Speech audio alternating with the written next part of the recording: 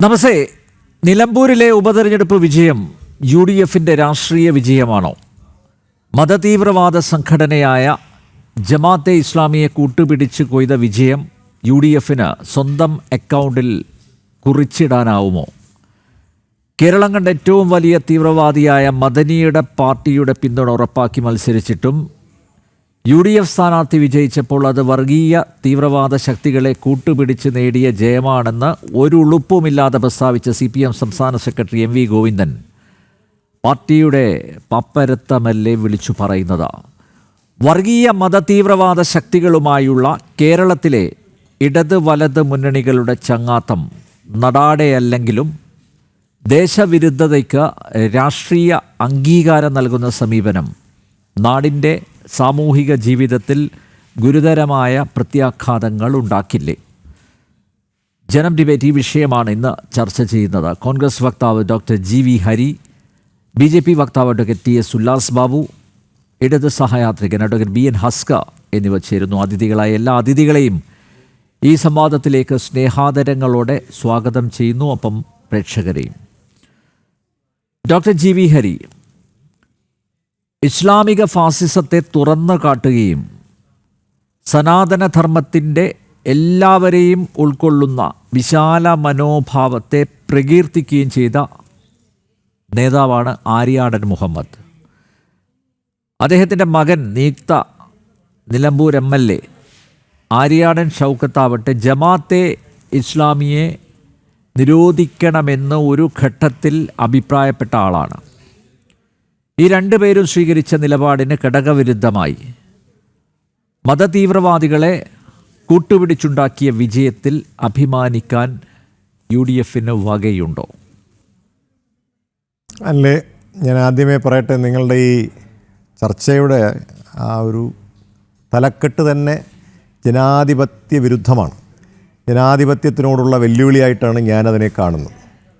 ഈ വിജയം മതതീവ്രവാദികളെ കൂട്ടുപിടിച്ചല്ലേ, അല്ലെങ്കിൽ വിജയം മതതീവ്രവാദികളുടേതല്ലേ എന്ന് ചോദിക്കുമ്പോൾ ശരിക്കു പറഞ്ഞാൽ നിലമ്പൂരിലെ ജനതയോട് മാത്രമല്ല കേരളത്തിലെ ജനതയോട് കൂടിയുള്ള വെല്ലുവിളിയായിട്ടാണ് ഞാനതിനെ കാണുന്നത്.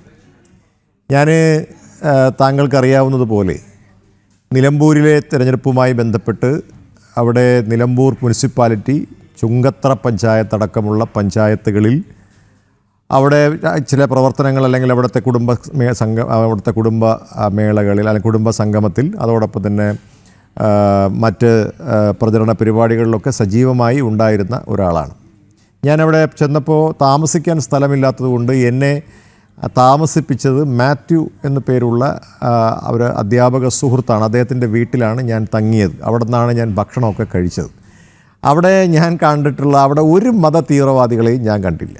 അവിടെ താങ്കൾ മനസ്സിലാക്കേണ്ടത്, മലപ്പുറം ജില്ല എന്ന് കേൾക്കുമ്പോൾ സ്വാഭാവികമായി CPMനുള്ള അതേ വിഷമം BJPയുടെ ആളുകൾക്കും ഉണ്ട് എന്നുള്ളത് എനിക്കറിയാം. പക്ഷേ നമ്മൾ മനസ്സിലാക്കേണ്ട ഒരു കാര്യം, നിലമ്പൂർ എന്ന് പറയുന്നത് എല്ലാ മതവിഭാഗത്തിൽപ്പെട്ട ആളുകളും ഐക്യത്തോടുകൂടി താമസിക്കുന്ന ഒരു സ്ഥലമാണ്. അതുകൊണ്ട് തന്നെ അവിടെയുള്ള വിജയം, ആ വിജയത്തെ ഇത്രയേറെ കുറച്ച് കാണിക്കാൻ നിങ്ങൾ നൽകിയ തലക്കെട്ട്, അതുകൊണ്ടാണ് ഞാൻ ജനാധിപത്യ വിരുദ്ധം എന്ന് പറയുന്നത്. അതുകൊണ്ട് നമുക്കൊരു തിരഞ്ഞെടുപ്പ് നടക്കുമ്പോൾ മനസ്സിലാക്കേണ്ട ഒരു പ്രധാനപ്പെട്ട കാര്യം, ഇത് ഏതെങ്കിലും ഒരു മതവിഭാഗങ്ങൾക്ക് വേണ്ടിയിട്ടുള്ള തിരഞ്ഞെടുപ്പല്ല. ഈ തിരഞ്ഞെടുപ്പിൽ ആർക്ക് വേണമെങ്കിലും മത്സരിക്കാം. 10 പേർ അവിടെ മത്സരിച്ചു. അവിടെ മുൻ MLA ആയിരുന്ന അൻവർ അവിടെ മത്സരിച്ചു. ആരെങ്കിലും തടസ്സപ്പെടുത്തിയോ? അവിടെയുള്ള ആളുകൾക്ക് ഏകദേശം 2.25 ലക്ഷത്തോളം വരുന്ന വോട്ടർമാരാണ് അവിടെ ഉണ്ടായിരുന്നത്. അതിനകത്ത് ഏകദേശം 75% ആളുകൾ അവിടെ വോട്ട് ചെയ്തു. അവർ മുഴുവൻ മത തീവ്രവാദികളാണെന്നാണ് ജനം പറയുന്നത്. എനിക്ക് മനസ്സിലാവുന്നില്ല അതെന്തടിസ്ഥാനത്തിലാണെന്ന്. BJP പറഞ്ഞാൽ എനിക്ക് മനസ്സിലാക്കാം. അപ്പോൾ ജനം TVയുടെ ഈ തലക്കെട്ട് തന്നെ ജനാധിപത്യ വിരുദ്ധമാണ്. അതുകൊണ്ട് അത് മാറ്റണം എന്നൊരു അഭ്യർത്ഥനയാണ് എനിക്ക് ആദ്യമേ മുന്നോട്ട് വെക്കാനുള്ളത്. 2, താങ്കൾ ചോദിച്ച ചോദ്യത്തിലേക്ക് വരാം. ഇവിടെ വളരെ പ്രധാനപ്പെട്ടൊരു കാര്യം, ആര്യാടൻ മുഹമ്മദ്, അദ്ദേഹത്തെക്കുറിച്ച് താങ്കൾ പറഞ്ഞത് 100% ശരിയാണ്. അദ്ദേഹം മുന്നിട്ട് വെച്ചത് അദ്ദേഹത്തിൻ്റെ വ്യക്തിപരമായിട്ടുള്ള ആശയമല്ല, അദ്ദേഹം മുന്നോട്ട് വച്ചിരുന്നത് കോൺഗ്രസ് പാർട്ടി മുന്നോട്ട് വെക്കുന്ന ആശയമാണ്. കോൺഗ്രസ് പാർട്ടി ഇന്ത്യയിൽ എല്ലായിടത്തും മുന്നോട്ട് വെക്കുന്നത് വർഗീയതയ്ക്കെതിരായിട്ടുള്ള ഒരാശയമാണ്. ഞങ്ങൾ എപ്പോഴും പലപ്പോഴും ഞാൻ ചർച്ചകളിൽ പറയാറുള്ളത് പോലെ ഈ രാജ്യത്തിൻ്റെ ഭരണഘടന മുന്നോട്ട് വെക്കുന്ന മതേതരത്വം, ആ മതേതരത്വത്തിൽ വിശ്വസിക്കുന്നൊരു പാർട്ടി എന്ന നിലയിൽ എല്ലാ പാർട്ടികളെയും എല്ലാ മതങ്ങളെയും ഒരുപോലെ കണ്ടുകൊണ്ട് ഏതു മതത്തിനൊരു പ്രശ്നമുണ്ടായാലും ആ മതത്തിൻ്റെ പ്രശ്നങ്ങൾ പരിഹരിക്കുന്നതിന് വേണ്ടി മുൻപന്തിയിൽ നിൽക്കുന്ന ഒരു രാഷ്ട്രീയ പാർട്ടിയാണ് കോൺഗ്രസ് പാർട്ടി. പക്ഷേ തെരഞ്ഞെടുപ്പിലേക്ക് വരുമ്പോൾ ആ തെരഞ്ഞെടുപ്പ് എന്ന് പറയുമ്പോൾ ആ തെരഞ്ഞെടുപ്പിനകത്ത് രാഷ്ട്രീയം കൊണ്ടുവരരുത് എന്ന് വ്യക്തിപരമായും പാർട്ടിയും ആവശ്യപ്പെടുന്നു. അല്ലെങ്കിൽ ഞങ്ങളൊക്കെ പറയാറുണ്ട്, ഇതിനകത്തേക്ക് മതത്തെ കലർത്തരുത്, മതം എന്ന് പറയുന്നത് രാഷ്ട്രീയത്തിൽ കലരാൻ അനുവദിക്കരുത് എന്നാണ് ഞങ്ങൾ പറയുന്നത്. ഇപ്പോൾ തെരഞ്ഞെടുപ്പ് അവിടെ നിലമ്പൂരിൽ മുഖ്യമന്ത്രി അടക്കമുള്ള ആളുകൾ വന്നിട്ട് പറഞ്ഞ വാക്കുകളൊക്കെ കേട്ടിട്ടുണ്ടാവും. മലപ്പുറം ജില്ലയെക്കുറിച്ച് അദ്ദേഹം പറഞ്ഞതിനെക്കുറിച്ചൊന്നും ഞാനിവിടെ ആവർത്തിക്കാൻ ആഗ്രഹിക്കുന്നില്ല. അതിൻ്റെ പ്രതിഫലനം എന്തായി?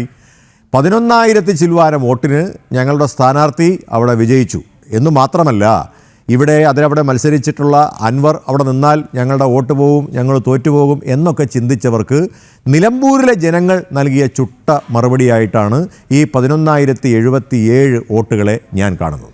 അപ്പോൾ അതുകൊണ്ട് ഈ ജനാധിപത്യപരമായി പ്രവർത്തിക്കുന്ന നമ്മുടെ രാജ്യത്തെ ഈ തെരഞ്ഞെടുപ്പുകളെ അടിസ്ഥാനത്തിലാക്കി മുന്നോട്ട് കൊണ്ടുപോകാൻ ചില രാഷ്ട്രീയ പാർട്ടികളടക്കം ശ്രമിക്കുമ്പോൾ അതിന് ജനം TV നിന്നുകൊടുക്കരുത് എന്നാണ് എനിക്ക് ഈ അവസരത്തിൽ പറയാനുള്ളത്.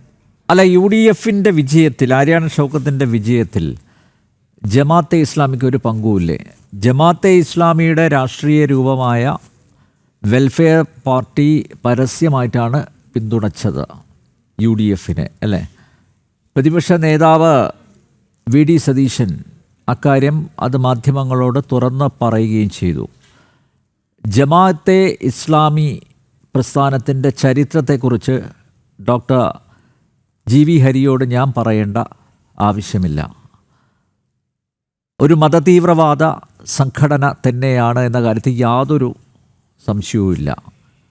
അപ്പോൾ ഒരു ഭാഗത്ത് നിങ്ങൾ മതേതര പാർട്ടിയാണ് എന്ന് അവകാശപ്പെടുകയും രാഷ്ട്രീയ ലാഭത്തിന് വേണ്ടി ഇതുപോലുള്ള വർഗീയ മതതീവ്രവാദ ശക്തികളുമായി കൈകോർത്ത് മുന്നോട്ട് പോവുകയും ചെയ്യുന്നു, പ്രത്യേകിച്ച് തിരഞ്ഞെടുപ്പ് നടക്കുന്ന സാഹചര്യത്തിൽ. അപ്പം ഞാനിവിടെ കൃത്യമായിട്ട് ഞാൻ തുടക്കത്തിലൊരു കാര്യം പറഞ്ഞു. ആര്യാടൻ മുഹമ്മദ് സ്വീകരിച്ച ഒരു നിലപാട്, അദ്ദേഹത്തിൻ്റെ നിലപാട്, അദ്ദേഹം ഈ മതതീവ്രവാദ പ്രസ്ഥാനങ്ങൾക്കൊക്കെ എതിരെയായിരുന്നു. അതുപോലെ ആര്യാടൻ ഷൗക്കത്ത് ഒരു ഘട്ടത്തിൽ ജമാഅത്തെ ഇസ്ലാമിയെ നിരോധിക്കണം എന്നുകൂടി പറഞ്ഞു വയ്ക്കുകയും ചെയ്തു.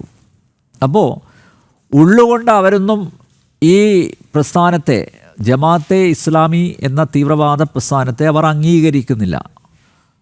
പക്ഷേ തെരഞ്ഞെടുപ്പ് ജയിക്കണമെങ്കിൽ ജമാഅത്തെ ഇസ്ലാമി വേണം, അല്ലെങ്കിൽ വെൽഫെയർ പാർട്ടി വേണം. LDFിനെ സംബന്ധിച്ചിടത്തോളം PDP വേണം. PDPയെക്കുറിച്ച് പറഞ്ഞത് പീഡിതരുടെ പാർട്ടി എന്നാണ്. മദനി ആരാണെന്നൊക്കെ ഞാൻ കേരളത്തിലെ പൊതുസമൂഹത്തോട് പറയേണ്ട കാര്യമില്ലല്ലോ. അപ്പോൾ അതാണ് ചോദ്യം ചെയ്യപ്പെടുന്നത്. ഇപ്പോൾ താങ്കൾ പറഞ്ഞൊക്കെ ശരിയാണ്. ഇപ്പോൾ കോൺഗ്രസ് ഉയർത്തിപ്പിടിക്കുന്നത് മതനിരപേക്ഷ സമീപനം എല്ലാം ശരിയാണ്, ഞാൻ അംഗീകരിക്കുന്നു, വാദത്തിന് വേണ്ടി ഞാനത് അംഗീകരിക്കുന്നു. അങ്ങനെയാണെങ്കിൽ നിങ്ങൾക്ക് നിങ്ങളുടെ സംവിധാനത്തിൻ്റെ കെട്ടുറപ്പിൽ പൂർണ്ണ ബോധ്യം ഇല്ലെങ്കിൽ, അതായത് ആ ഒരു സംവിധാനം ഇതുപോലുള്ള ശക്തികളുടെ സഹായമില്ലാതെ, പ്രത്യക്ഷത്തിലും അതുപോലെ പരോക്ഷമായും സഹായമില്ലാതെ തന്നെ നിങ്ങൾക്കൊരു തെരഞ്ഞെടുപ്പിൽ വിജയം ഉറപ്പിക്കാൻ ആവും, അല്ലെങ്കിൽ അതിനുള്ള ശക്തി ഉണ്ട് എന്ന ഒരു ബോധ്യം നിങ്ങൾക്ക് ഇല്ലാത്തതുകൊണ്ടല്ലേ ഇവരുമായി സമരസപ്പെട്ടു പോകുന്നത്? അത് പൊതുവിൽ കേരളത്തിലെ ജനങ്ങൾ, രാഷ്ട്രീയ ബോധമുള്ള ജനങ്ങൾ ഇതിനെ എങ്ങനെയാണ് വിലയിരുത്തുക? അതുകൊണ്ട് ഞാൻ ഒരു കാരണവശാലും നിലമ്പൂരിലെ വോട്ടർമാരെ അപമാനിക്കുന്നില്ല, ആക്ഷേപിക്കുന്നില്ല. പക്ഷേ എങ്കിലും നിങ്ങൾക്ക് ഈ വിജയത്തിൻ്റെ ക്രെഡിറ്റ് പൂർണ്ണമായും അവകാശപ്പെടാൻ പറ്റുമോ? ഞാൻ നിങ്ങൾ എന്നുകൊണ്ട് ഉദ്ദേശിക്കുന്ന UDF എന്ന ആ സംവിധാനത്തിന്, നിങ്ങൾ അവകാശപ്പെടുന്ന ആ കെട്ടുറപ്പിന് ഈ വിജയത്തിൻ്റെ ക്രെഡിറ്റ് പൂർണ്ണമായി അംഗീകരിക്കാനാവുമോ? അവിടെയാണ് ഞാൻ താങ്കളോട് ചോദിച്ചത്. ജമാഅത്തെ ഇസ്ലാമിക്ക് നിങ്ങളിതിൻ്റെ ക്രെഡിറ്റ് കൊടുക്കുന്നില്ലേ? ഞങ്ങൾ ഈ ചോദ്യത്തിന് 2 ഫേസായിട്ടാണ് ഞാൻ ഉത്തരം പറയാൻ ആഗ്രഹിക്കുന്നത്. ഒന്ന്, അതിൽ ചോദിച്ച ചോദ്യത്തിന് ഞങ്ങൾ കേരളത്തിലെ അല്ലെങ്കിൽ നിലമ്പൂരിലെ അവിടുത്തെ വോട്ടർമാർക്കാണ് ഈ വിജയത്തിൻ്റെ ക്രെഡിറ്റ് കൊടുക്കാൻ ഞങ്ങൾ ആഗ്രഹിക്കുന്നത്. അതാണ് ഞങ്ങളവിടെ പറഞ്ഞതും. രണ്ട് മൂന്ന് കാര്യങ്ങൾ അനിലിൻ്റെ ശ്രദ്ധയിൽപ്പെടുത്താൻ ഞാൻ ആഗ്രഹിക്കാം. ഒന്നാമത്തെ കാര്യം, അവിടെ 8 പഞ്ചായത്തുകളുണ്ട്. ആ 8 പഞ്ചായത്തുകളിലും ഒരു മുനിസിപ്പാലിറ്റിയുമാണ്. മൊത്തം 8 എണ്ണം. അപ്പോൾ 7 ഗ്രാമപഞ്ചായത്തും ഒരു മുനിസിപ്പാലിറ്റി. അപ്പോൾ അതിൽ വഴിക്കടവ് ഞാൻ 2 പ്രധാനപ്പെട്ട കണക്കുകളാണ് ഇവിടെ പറയുന്നത്. അനിലിൻ്റെ ചോദ്യത്തിനുള്ള ഉത്തരം കണക്കുകളിലൂടെ പറയാൻ ഞാൻ ആഗ്രഹിക്കുകയാണ്.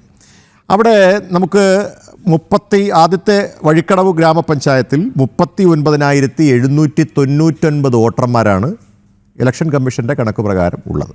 അതിൽ 29,320 പേർ അവിടെ വോട്ട് ചെയ്തു. അതായത് ഏകദേശം 73.67% ആളുകൾ അവിടെ വോട്ട് ചെയ്തു. അതിൽ കൈപ്പത്തിക്ക് കിട്ടിയത് 1516 വോട്ടുകളാണ്. ഓർത്തോണം, ഒരു ഗ്രാമപഞ്ചായത്തിൽ ഇപ്പോൾ കെട്ടിവെച്ച കാശ് കിട്ടിയില്ല എന്നുള്ളത് ഞാൻ പറയേണ്ട കാര്യമില്ല, അതിനറിയാം. 1516 അവിടെ ഞങ്ങൾക്ക് കിട്ടിയ വോട്ട് 12,255. എനിക്ക് അതിലൊന്ന് പറഞ്ഞു തരണം, ഇതിൽ ആരാണ് ഇതിനകത്തെ വർഗീയവാദികൾ, ആരാണ് അവിടുത്തെ വോട്ടർമാർ എന്ന് അതിൽ എനിക്കൊന്ന് പറഞ്ഞു തന്നാൽ മനസ്സിലാക്കാം. ഇതുപോലെ അവിടെയുള്ള മുഴുവൻ കണക്കുകളും എൻ്റെ കയ്യിലുണ്ട്, ഓരോ ഗ്രാമപഞ്ചായത്തുകളിലും അവിടെ കിട്ടിയ. അപ്പം ഞാൻ ചോദിക്കുന്നൊരു ചോദ്യം, അവിടെ ആകപ്പാടെ ഹിന്ദുമത വിശ്വാസികളായിട്ടുള്ളത് 1550 പേരേ ഉള്ളൂ, അല്ലെങ്കിൽ അവിടെ ക്രിസ്തുമത വിശ്വാസികളായിട്ട് 1550 പേരുള്ളൂ. ബാക്കി ഈ 12,000 പേര് CPM വോട്ട് ചെയ്ത ബാക്കിയുള്ള ആളുകളടക്കം നമ്മളൊന്ന് കാൽക്കുലേറ്റ് ചെയ്യുമ്പോൾ എൻ്റെ ചോദ്യം വളരെ ലളിതമാണെങ്കിൽ 39,799 പേരുള്ള ഒരു ഗ്രാമപഞ്ചായത്ത്, ഞാൻ ഒരു ഗ്രാമപഞ്ചായത്തെ ഉദാഹരണം പറയുന്നു, അതിൽ 29,320 പേർ വോട്ട് ചെയ്തപ്പോൾ താങ്കൾ പറയുന്നത് പോലെയാണെങ്കിൽ BJPക്ക് കൂടുതൽ വോട്ട് കിട്ടണമല്ലോ. എന്തുകൊണ്ട്? അവിടെയുള്ള ഹിന്ദുക്കൾ മുഴുവൻ BJPക്ക് വോട്ട് ചെയ്യണമല്ലോ. അപ്പം അങ്ങനെയല്ല നടന്നിട്ടുള്ളത്. അവിടെ ഹിന്ദുവെന്നോ മുസൽമാനെന്നോ ക്രിസ്ത്യാനിയെന്നോ വ്യത്യാസമില്ലാതെയാണ് ആളുകൾ അവിടുത്തെ ആ ജനാധിപത്യ പ്രക്രിയയിൽ പങ്കാളിയായിട്ടുള്ളത്. ഒന്ന്. മറ്റൊന്ന്, താങ്കൾ ചോദിച്ച ചോദ്യം ജമാഅത്തെ ഇസ്ലാമിയെക്കുറിച്ചാണ്. ഞാനും അനിലും ഇതിനു മുമ്പ് ഒരു ചർച്ചയിൽ പങ്കെടുത്തിരുന്നു. ഈ പ്രീ ഇലക്ഷന് മുമ്പ് നമ്മളൊരു ചർച്ചയിൽ പങ്കെടുത്തപ്പോൾ ഞാൻ പറഞ്ഞത് താങ്കൾ ശ്രദ്ധിച്ചിട്ടുണ്ടാവും. ഞങ്ങൾ ഒരു ഘട്ടത്തിലും ഒരാളുടെയും തിണ്ണയിൽ പോയി ഞങ്ങൾക്ക് വോട്ട് ചെയ്യണം എന്ന് പറഞ്ഞിട്ടില്ല. ഉണ്ടോ? ഞങ്ങൾ ആ തെരഞ്ഞെടുപ്പിൽ ഞങ്ങൾക്ക് വോട്ട് ചെയ്യും അല്ലെങ്കിൽ ഞങ്ങളെ പിന്തുണയ്ക്കും എന്ന് പറഞ്ഞത് ജമാഅത്തെ ഇസ്ലാമിയാണ്, അല്ലെങ്കിൽ അവരുടെ പാർട്ടി ഇലക്ഷൻ കമ്മീഷൻ അംഗീകരിച്ചിട്ടുള്ള വെൽഫെയർ പാർട്ടിയാണ്. അല്ല, അതുകൊണ്ട് മാത്രമാണോ ജമാഅത്തെ ഇസ്ലാമിയുടെ പിന്തുണ സ്വീകരിച്ചത്? ഞാൻ പറഞ്ഞോട്ടെ, ഞാനത് കംപ്ലീറ്റ് ചെയ്തോട്ടെ. അത് മാത്രമല്ല, അല്ല ഞാൻ പറഞ്ഞോട്ടെ, UDF-ൽ അസോസിയേറ്റ് മെമ്പർഷിപ്പ് അതുപോലെ വാഗ്ദാനം ചെയ്തിരിക്കില്ല. അതൊക്കെ അനിലിന്റെ വെർഷനാണെന്ന് ഞാൻ അന്നും പറഞ്ഞാണ്. രണ്ടാമത്തെ കാര്യം, ഇതേപോലെ തന്നെ അവിടെ UDF-ന്റെ പ്രഖ്യാപിച്ചതുപോലെ തന്നെ അവിടെ 5000 വോട്ടുള്ള അവിടുത്തെ ഹിന്ദു മഹാസഭയുടെ ഒരു സ്വാമി 5000 വോട്ടുണ്ട് എന്ന് പ്രഖ്യാപിച്ച് CPM-നെ സഹായിക്കാൻ മുന്നോട്ട് വന്നു, BJP-യെ സഹായിക്കാൻ മുന്നോട്ട് വന്നു. അങ്ങനെ തിരഞ്ഞെടുപ്പാകുമ്പോൾ ആ തെരഞ്ഞെടുപ്പിൽ എല്ലാ രാഷ്ട്രീയ പാർട്ടികളല്ലാത്തവരും മതജാതി സംഘടനകളും ഒക്കെ പിന്തുണ പ്രഖ്യാപിക്കും. അതിൽ അങ്ങനെ പിന്തുണ പ്രഖ്യാപിക്കാത്ത ഏക ജാതി അല്ലെങ്കിൽ ഒരു സംഘടന എന്ന് പറയുന്നത്, സമദൂര സിദ്ധാന്തം ഉള്ള ഒരു സംഘടന എന്ന് പറയുന്നത് NSS മാത്രമാണ്, അല്ലേ? ബാക്കി എല്ലാ സംഘടനകളും ഏതെങ്കിലും ഒരു വർഷങ്ങളായി, ഞാൻ എടുത്തു പറയാൻ ആഗ്രഹിക്കുന്നുണ്ടെന്ന് വെച്ചാൽ വർഷങ്ങളായി രാഷ്ട്രീയത്തിൽ ധാർമ്മികതയൊന്നുമില്ല. ഇപ്പൊ പുറത്തുനിന്ന് ഒരു തീവ്രവാദ സംഘടന പറയുകയാണ്, നാളെ ഇപ്പോൾ SDPI പറയുന്നു, അല്ലെങ്കിൽ നിരോധിത സംഘടനയായിട്ടുള്ള PFIയുടെ ആൾക്കാരുണ്ടല്ലോ, അവര് സംഘം ചേർന്നിട്ട് പറയാണ് ഞങ്ങളുടെ പിന്തുണ UDF-നാന്ന് പറഞ്ഞാൽ നിങ്ങളത് ഏറ്റുവാങ്ങുമോ? ഞാൻ പറഞ്ഞല്ലോ, ഈ തെരഞ്ഞെടുപ്പിനെ സംബന്ധിച്ചിടത്തോളം അവിടെ പറയണം, നിങ്ങൾക്ക് ചങ്കൂറ്റുണ്ടെങ്കിൽ. അല്ലെങ്കിൽ അവിടെയാണ് ഡോക്ടർ ജി ഹരി ഞാൻ ആവർത്തിച്ച് ചോദിക്കുന്നത്, UDF എന്ന സംവിധാനത്തിന്റെ ശക്തിയെ കുറിച്ച് നിങ്ങൾക്ക് പൂർണ്ണ ബോധ്യമില്ലേ? എന്തിനാണ് ഈ വഴിയെ പോകുന്ന ജമാഅത്തെ ഇസ്ലാമിയെയും വെൽഫെയർ പാർട്ടിയെയും PDP-യെയും അതുപോലെ PFI ഒക്കെ നിങ്ങൾ എന്തിനാ വലിച്ചു കയറ്റുന്നത്? അവര് പിന്തുണച്ചാൽ വേണ്ട നിങ്ങളുടെ വോട്ട് എന്ന് പറയാനുള്ള ആർജവം എന്തുകൊണ്ട്? ലളിതമായ ചോദ്യം, അനിൽ മാധ്യമ പ്രവർത്തകനാണ്, അനിലിനോടൊരു ചോദ്യം. ഈ രാജ്യത്ത് ഇലക്ഷൻ കമ്മീഷൻ അംഗീകരിക്കാതെ ഏതെങ്കിലും രാഷ്ട്രീയ പാർട്ടികൾക്ക് പ്രവർത്തിക്കാൻ സാധിക്കുമോ? ഇല്ല ആണല്ലോ. അങ്ങനെയാണെങ്കിൽ വെൽഫെയർ പാർട്ടി എങ്ങനെ ഇവിടെ പ്രവർത്തിക്കുന്നു? വെൽഫെയർ പാർട്ടി ഇവിടെ പ്രവർത്തിക്കുന്നത് ഈ രാജ്യത്തിലെ നിലവിലുള്ള ഭരണഘടനയുടെ അംഗീകാരമുള്ള ഇലക്ഷൻ കമ്മീഷന്റെ അംഗീകാരത്തോടെ അല്ല എന്ന് അതിൽ പറയുമോ? ജമാഅത്തെ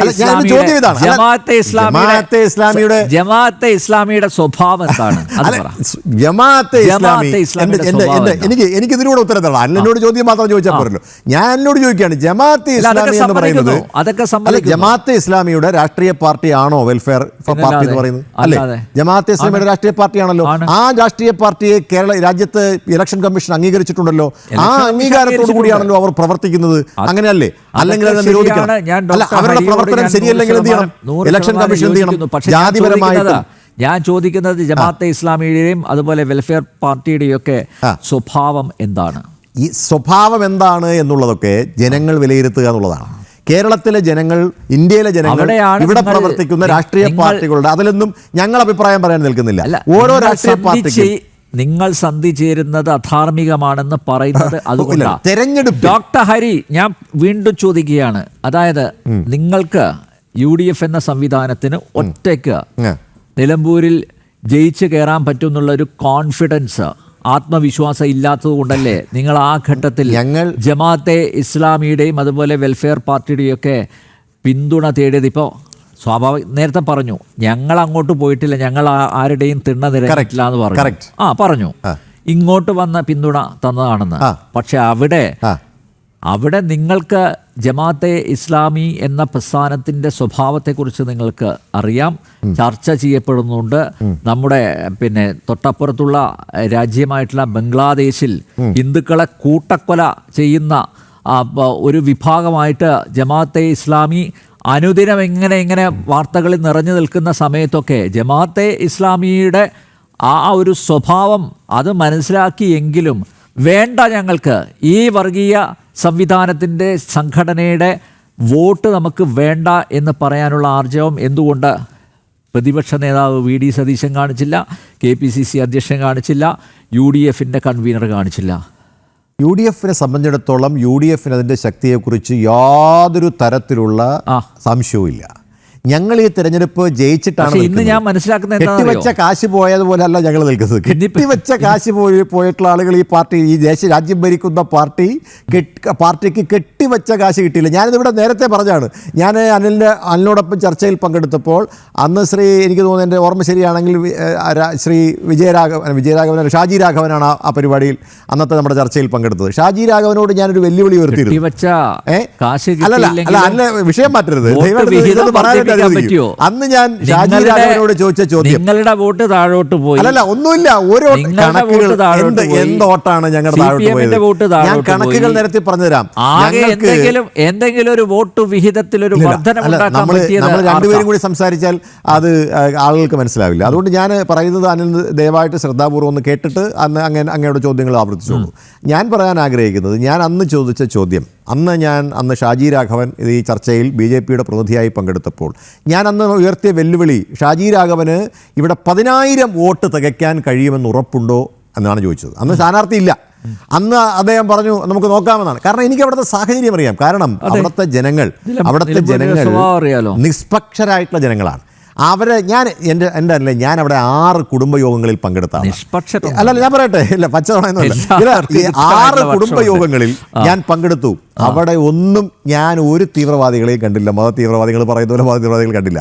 ഇനി മത തീവ്രവാദികൾ എല്ലാ കുടുംബയോഗങ്ങളും അതുകൊണ്ടാണ് ഞാൻ പറഞ്ഞത്, ഇത് നിങ്ങൾ ആരോപണം മാത്രമാണ്. ആരെങ്കിലും അങ്ങനെ പറയൂ. എന്തായാലും ജനൻ ടിവിയുടെ ഡോക്ടർ ഹരി നമ്മൾ കണ്ടതല്ലേ, ഇവിടുന്ന് പാതിരാത്രിയിൽ പൊക്കിക്കൊണ്ടുപോയി. ഇപ്പം തീഹാർ ജയിലൊക്കെ കഴിയുന്നവരെന്തായിരുന്നു? നിങ്ങൾ ഒരു കാലത്ത് അവരെ എല്ലാം കെട്ടിപ്പിടിച്ചതല്ലേ? അല്ല, ഞാൻ പറഞ്ഞല്ലോ, അങ്ങനെയുള്ള രാജ്യത്തിന് വിരുദ്ധമായി പ്രവർത്തിക്കുന്ന ഒരുപാട് ഹിന്ദുക്കൾ ഈ രാജ്യത്തുണ്ട്.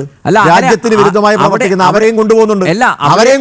ഏതെങ്കിലും പ്രത്യേക വിഭാഗത്തിന് മാത്രമാണ് കൊണ്ടുപോകുന്നത്. ഒരു സംശയം, ഈ നിയുക്ത MLA ആര്യാടൻ ഷൗക്കത്ത് പറഞ്ഞല്ലേ ജമാഅത്തെ ഇസ്ലാമിയെ നിരോധിക്കണം? അല്ലാതെ പറയാണെന്നേ അദ്ദേഹത്തിന്റെ അഭിപ്രായം. ഞാൻ പറഞ്ഞല്ലോ, അദ്ദേഹത്തിന്റെ അഭിപ്രായം പറഞ്ഞയാൾ നാളെ ജമാഅത്തെ ഇസ്ലാമിക്കാർക്ക് പറയാൻ പറ്റില്ലോ, ഞങ്ങളുടെ വോട്ട് കൊണ്ട് കൂടിയാണ് നിങ്ങളെ ജയിപ്പിച്ചതെന്ന് പറയാലോ. അത് കോൺഗ്രസിന്റെ അഭിപ്രായം കൂടിയാണെന്നേ. അദ്ദേഹത്തിന്റെ വ്യക്തിപരമായ അഭിപ്രായം പറഞ്ഞതല്ല. കോൺഗ്രസ് മുന്നോട്ട് വെക്കുന്ന, രാജ്യത്ത് മുന്നോട്ട് വെക്കുന്ന ഏറ്റവും പ്രധാനപ്പെട്ട ആശയങ്ങളിൽ ഒന്നായിട്ടുള്ള മതനിരപേക്ഷത, മതനിരപേക്ഷതയെ കുറിച്ചാണ്. കുറിച്ചൊന്നും പറയാനുള്ള ഒരു അവകാശവും നിങ്ങൾക്കില്ല. നിങ്ങൾ സമയം കിട്ടുമ്പോൾ നിങ്ങൾ ഇതുപോലുള്ള വർഗീയ സംഘടനകളുമായിട്ട് കൂട്ടുകൂടും, മതതീവ്രവാദ സംഘടനകളുമായിട്ട് കൂട്ടുകൂടും. അന്ന് നിങ്ങൾ പറയും ആ സാഹചര്യം നോക്കി ഞങ്ങൾക്ക് ഇവരുമായിട്ട് യോജിച്ചു പോകേണ്ടി വന്നു, അതിലൊരു തെറ്റുമില്ല എന്ന് പറയുകയും ചെയ്യും. പക്ഷേ അവിടെയാണ് UDF എന്ന സംവിധാനത്തിൻ്റെ ആ ശക്തി, അതിൽ നിങ്ങൾക്ക് ആത്മവിശ്വാസക്കുറവുണ്ട് എന്ന് എന്നെപ്പോലുള്ളവർ മനസ്സിലാക്കും. അങ്ങനെയാണെങ്കിൽ നിങ്ങൾക്ക് ഇടതുമുന്നണിയെ കടന്നാക്രമിക്കാനുള്ള ഏറ്റവും വലിയൊരു അവസരമായിരുന്നു. നിങ്ങൾ ജമാഅത്തെ ഇസ്ലാമിയെ മാറ്റി നിർത്തിയിരുന്നെങ്കിൽ, വേണ്ട ഞങ്ങൾക്ക് ഇങ്ങനെയുള്ള വർഗീയ സംഘടനകളുമായിട്ട് സഹകരിച്ചു പോകാൻ താല്പര്യമില്ല എന്ന് കട്ടയ്ക്ക് പറഞ്ഞാൽ നിങ്ങൾക്ക് ഇന്നത്തെ ഈ വിജയം ഉണ്ടല്ലോ, അത് വിജയമായിട്ട് തന്നെ നിങ്ങൾക്ക് ആഘോഷിക്കാം. അഡ്വക്കേറ്റ് അസ്ക, എം വി ഗോവിന്ദൻ മാസ്റ്ററൊക്കെ പാർട്ടി ക്ലാസ് എടുക്കുന്ന ആളല്ലേ അല്ലേ? പാർട്ടിയുടെ സൈദ്ധാന്തിക മുഖം എന്നൊക്കെയാണ് ഗോവിന്ദൻ മാഷെ വിശേഷിപ്പിക്കാറുള്ളത്. അദ്ദേഹം ഇന്നലെ ഈ ഉപതെരഞ്ഞെടുപ്പ് ഫലം പുറത്തു വന്നതിന് ശേഷം മാധ്യമങ്ങളോട് പറഞ്ഞത് വർഗീയ തീവ്രവാദ ശക്തികളെ കൂട്ടുപിടിച്ച് നേടിയ ജയമാണ് UDF-ൻ്റേത് എന്നാണ്. മാത്രമല്ല ഇത് കേരളത്തിൻ്റെ സാമൂഹിക ജീവിതത്തിൽ ഗുരുതരമായ പ്രത്യാഘാതങ്ങൾ ഉണ്ടാക്കുമെന്നും എം വി ഗോവിന്ദൻ മാസ്റ്റർ പറഞ്ഞു. അപ്പോൾ ഈ PDP-യുമായിട്ടുള്ള സഹകരണം ഇതിൻ്റെ പരിധിയിൽ പെടില്ലേ? അൽനബീർ, ഇതില് വളരെ കൃത്യമായി നിലമ്പൂർ ഉപതെരഞ്ഞെടുപ്പിനെ സംബന്ധിച്ച് വ്യത്യസ്തമായ ഒരു നിലപാട് ആണ് എന്നെ സംബന്ധിച്ചുള്ളത്. നിലമ്പൂർ ഉപതെരഞ്ഞെടുപ്പ്, നിലമ്പൂർ നിയമസഭാ മണ്ഡലം എന്ന് പറയുന്നത് മലപ്പുറം ജില്ലയെ സംബന്ധിച്ചിടത്തോളം മുസ്ലിങ്ങൾ ന്യൂനപക്ഷമായിട്ടുള്ള ഒരു മണ്ഡലമാണ്. ഏകദേശം ഒരു 42% മാത്രം മുസ്ലിങ്ങളുള്ള മലപ്പുറം ജില്ലയിലെ ഏറ്റവും കുറവ് മുസ്ലിങ്ങളുള്ള ഒരു നിയമസഭാ മണ്ഡലമാണ് നിലമ്പൂർ. സ്വാഭാവികമായും അവിടെ ഒരു ഉപതെരഞ്ഞെടുപ്പ് വന്നപ്പോൾ ആ ഉപതെരഞ്ഞെടുപ്പിൽ ഭരണവിരുദ്ധ വികാരം ചർച്ച ചെയ്യുന്നതിന് UDF-ന് കഴിഞ്ഞിട്ടില്ല എന്നുള്ളതാണ് ഏറ്റവും പരമപ്രധാനമായിട്ടുള്ള പ്രശ്നം. അവിടെ ഇടതുപക്ഷത്തിന് പറ്റിയിട്ടുള്ള ഒരു വീഴ്ച എന്ന് പറയുന്നത് ഞാൻ കാണുന്നത്, ഈ ഗവൺമെന്റ് കഴിഞ്ഞ 9 കൊല്ലക്കാലം ഇടതുപക്ഷ ഗവൺമെന്റ് നടത്തിയിട്ടുള്ള പ്രവൃത്തികളെ സംബന്ധിച്ചും അതിന്റെ നേട്ടങ്ങളെ സംബന്ധിച്ചും ഫലപ്രദമായി ചർച്ച ചെയ്യുന്നതിന് കഴിഞ്ഞിരുന്നില്ല എന്നൊരു വിലയിരുത്തലാണ് എനിക്കുള്ളത്. മറിച്ച് അവിടെ ഏറ്റവും പരമപ്രധാനമായി ചർച്ച ചെയ്യപ്പെട്ടത് ഒരു തീവ്രവാദി സംഘടനകൾ എന്ന അർത്ഥത്തിൽ ജമാഅത്തെ ഇസ്ലാമിയെ വിമർശിച്ചുകൊണ്ട് ഒരു ഇസ്ലാമോഫോബിയ സൃഷ്ടിക്കുന്ന തരത്തിലുള്ള പ്രചരണ പ്രവർത്തനങ്ങൾ നടത്തി എന്നുള്ള ഒരു വിലയിരുത്തലാണുള്ളത്. കാരണം എപ്പോഴും കേരളത്തിലെ മുസ്ലിങ്ങളെ സംബന്ധിച്ചിടത്തോളം അങ്ങനെ കേരളത്തിലെ മുസ്ലിങ്ങൾ എന്ന് പറയുന്നത് മഹാഭൂരിപക്ഷവും സാമാന്യ മുസ്ലിങ്ങളാണ്. സാമാന്യ മുസ്ലിങ്ങൾ എന്ന വാക്കുകൊണ്ട് ഞാൻ ഉദ്ദേശിച്ചത് അവർ ഏതെങ്കിലും മതസംഘടനകളുടെയോ അതല്ലെങ്കിൽ ഏതെങ്കിലും രാഷ്ട്രീയ സംഘടനയുടെ പക്ഷം പിടിച്ചു നിൽക്കുന്നവരല്ല. അവരൊരു ഫ്ലോട്ടിംഗ് തെരഞ്ഞെടുപ്പുകൾ വരുമ്പോൾ അവരൊരു ഫ്ലോട്ടിംഗ് പോപ്പുലേഷൻ ആയിട്ടാണ് കാണാറുള്ളത്. അപ്പൊ സ്വാഭാവികമായും ആ ഫ്ലോട്ടിംഗ് പോപ്പുലേഷൻ ഏതെങ്കിലും മതസംഘടന, കേരളത്തിലെ മുഴുവൻ സ്ഥലങ്ങളും നിങ്ങളെടുത്ത് പരിശോധിച്ചാൽ മനസ്സിലാക്കാൻ കഴിയും. ഉദാഹരണത്തിന് ഇപ്പൊ ഞങ്ങളുടെയൊക്കെ നാട്ടിൽ പരിശോധിച്ചു കഴിഞ്ഞാൽ അതിന്റെ പരിസരത്തുള്ള അവർ മുസ്ലിങ്ങൾ താമസിക്കുന്നതിന്റെ തൊട്ടടുത്ത് ഏതെങ്കിലും ഒരു സലഫി ജമാഅത്താണ് ഉള്ളതെങ്കിൽ അവിടെ നിസ്കരിക്കാൻ പോവുകയും അവിടെ കുട്ടികളെ മദ്രസയിലേക്ക് വിടുകയും ചെയ്യും. അവർ ഒരുപക്ഷെ മുജാഹിദ് ആശയങ്ങളോട് യോജിക്കുന്നവരാണ് എന്നുള്ളത് കൊണ്ടല്ല ആ സലഫി ജമാഅത്തിലേക്ക് പറഞ്ഞുവിടുന്നത്. അതുപോലെ തന്നെ സുന്നികളുടെ ജമാഅത്തുകൾ ഉണ്ടെങ്കിൽ അവിടെയായിരിക്കും അവർ പറഞ്ഞുവിടുന്നത്, ആ മദ്രസയിലായിരിക്കും കുട്ടികളെ പഠിപ്പിക്കാൻ വിടുന്നത്. അപ്പൊ സ്വാഭാവികമായും അത്തരം പ്രക്രിയയിൽ ഏർപ്പെടുന്ന മുസ്ലിങ്ങൾ, അവർക്ക് ഒരു രാഷ്ട്രീയവും മഹാഭൂരിപക്ഷത്തിനില്ല. ഇവിടെ ഇടതുപക്ഷത്തിന് സംഭവിച്ച ഏറ്റവും വലിയ പരാജയം എന്ന് പറഞ്ഞു സാമാന്യ മുസ്ലിങ്ങളെ അഡ്രസ് ചെയ്യുന്നതിൽ വലിയ തോതിൽ ഇടതുപക്ഷത്തിന് ഈ തെരഞ്ഞെടുപ്പിൽ, നിലമ്പൂർ ഉപതെരഞ്ഞെടുപ്പിൽ പരാജയം സംഭവിച്ചിട്ടുണ്ട് എന്ന വസ്തുതയാണ് ഞാൻ കാണുന്നത്.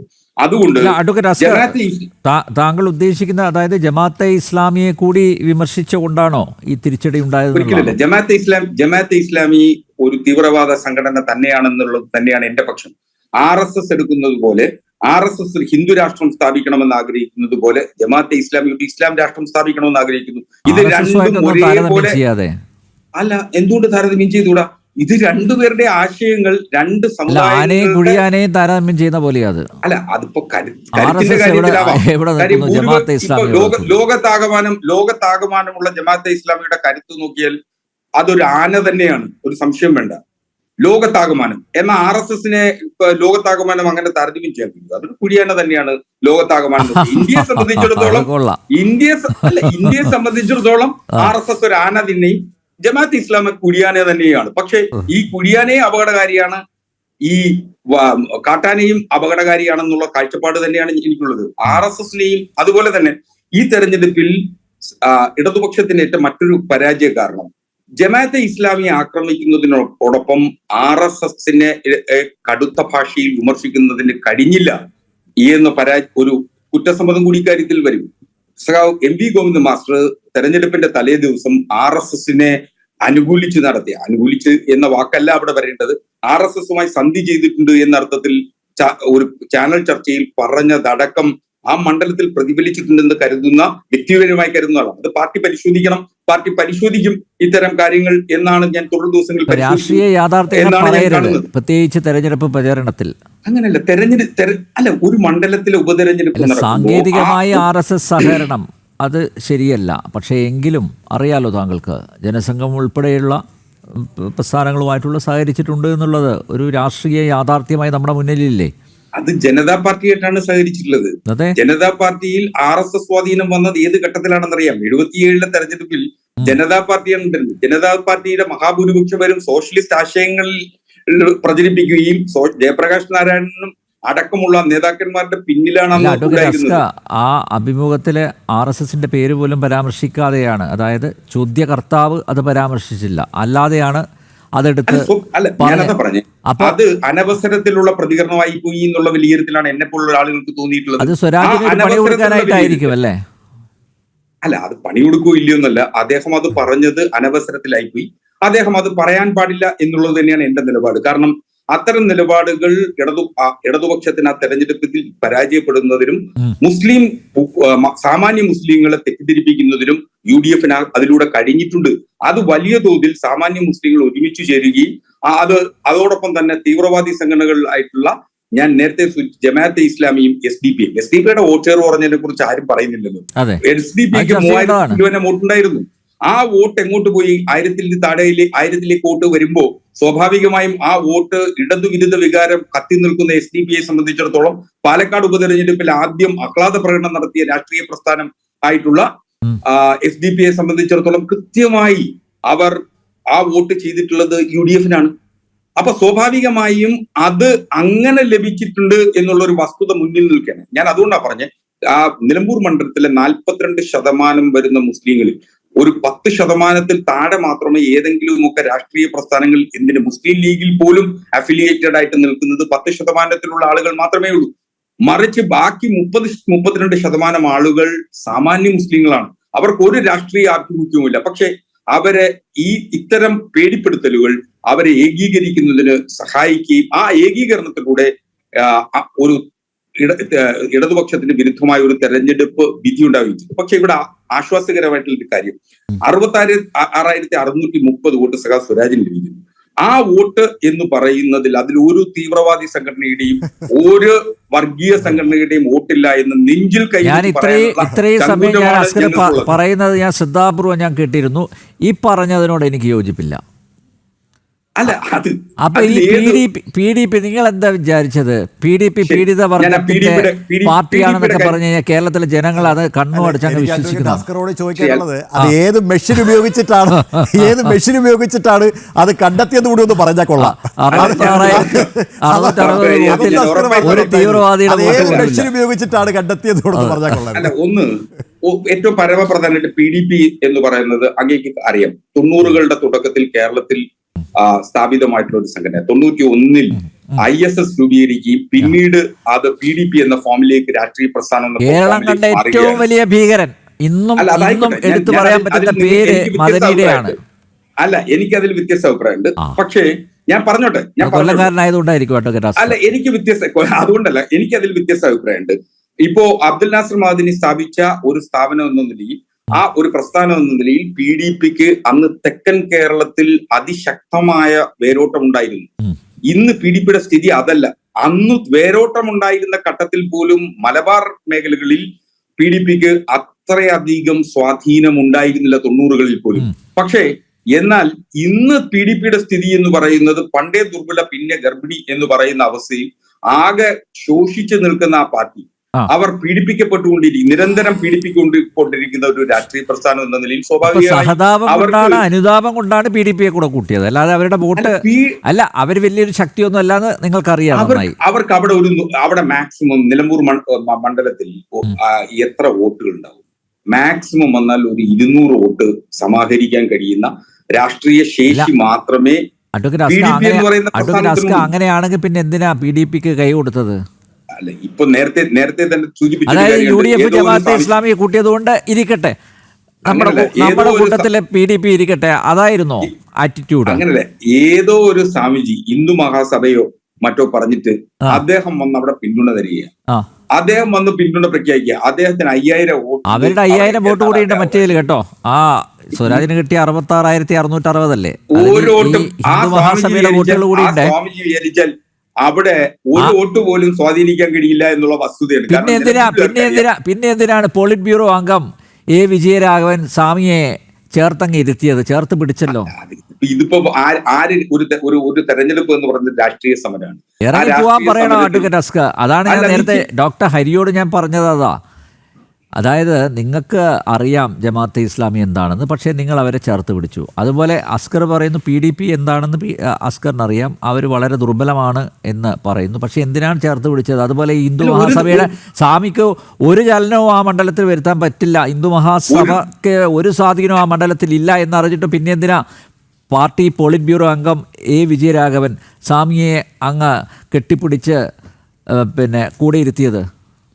അല്ല അന്നമ്പ്യാർ, അങ്ങനെയെങ്കിൽ ഏറ്റവും പരമപ്രധാനമായിട്ട് കണ്ട ഈ സ്വാമിജിമാരെ വിചാരിച്ചിരുന്നെങ്കിൽ കേരളത്തിൽ RSSന് ഇതിനു മുമ്പേ, BJPക്ക് ഇതിനു മുമ്പേ ഭരണത്തിലെത്താൻ കഴിയുമായിരുന്നു. ഈ സ്വാമിജിമാർ വിചാരിച്ചു കഴിഞ്ഞാൽ ഏതെങ്കിലും 10 വോട്ട് ക്യാൻവാസ് ചെയ്യാൻ കഴിയുമായിരുന്നു. നിശ്ചയമായും അവർ സംഘപരിവാറിനൊപ്പം നിൽക്കുകയും മഹാഭൂരിപക്ഷം സ്വാമിജിമാരും സംഘപരിവാറിനൊപ്പം. ആ പ്രകാശ് ജാവ്ദേക്കർ EP ജയരാജനെ കണ്ടപ്പോൾ എന്തൊരു കോലാഹലായിരുന്നു അല്ലേ?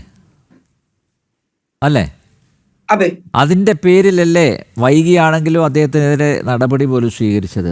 അല്ല, അത് EPക്ക് ജാഗ്രത. എന്നിട്ടാണ് നിങ്ങൾ പറയുന്നത് ഈ ഹിന്ദു മഹാസഭ അറിയാലോ താങ്കൾക്ക്?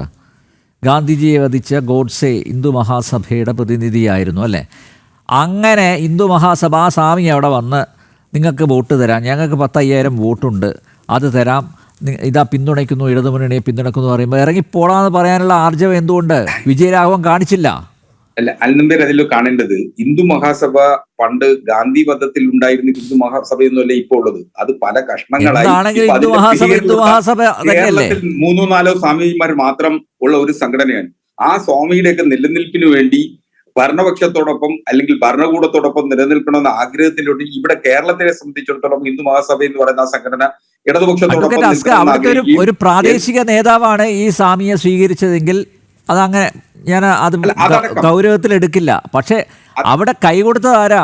പാർട്ടി പോളിറ്റ് ബ്യൂറോ അംഗം എ വിജയരാഘവനാണ്. അതല്ല എ വിജയരാഘവന് സ്വാമിജിയെ സ്വീകരിച്ച് തെറ്റുണ്ട്, അതിൽ പിശക് പറ്റിയിട്ടുണ്ട് എന്നുള്ള കാഴ്ചപ്പാടാണ് എനിക്കുള്ളത്.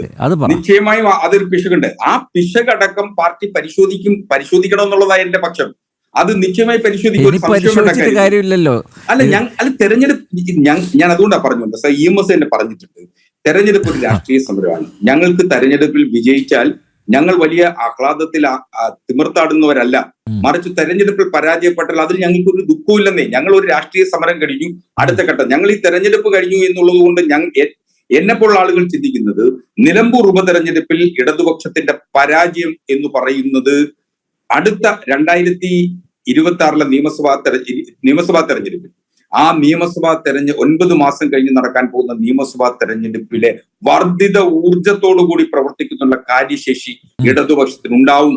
ഇവിടെ സംഭവിച്ചിട്ടുള്ള മുഴുവൻ പരാജയത്തിന്റെ കാരണങ്ങളും ഞങ്ങൾ അനുഭവ പാഠമാക്കി അടുത്ത തെരഞ്ഞെടുപ്പിനെ സജ്ജമാകും എന്നുള്ളതാണ് അതിന്റെ സർക്കാർ മെഷീനറി മൊത്തം അവിടെയായിരുന്നു കേട്ടോ.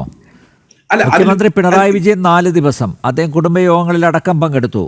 MV ഗോവിന്ദനായിരുന്നു പൂർണ്ണ ചുമതല അല്ലേ? എല്ലാ എം എൽ എമാരും അവിടെ ഉണ്ടായിരുന്നു.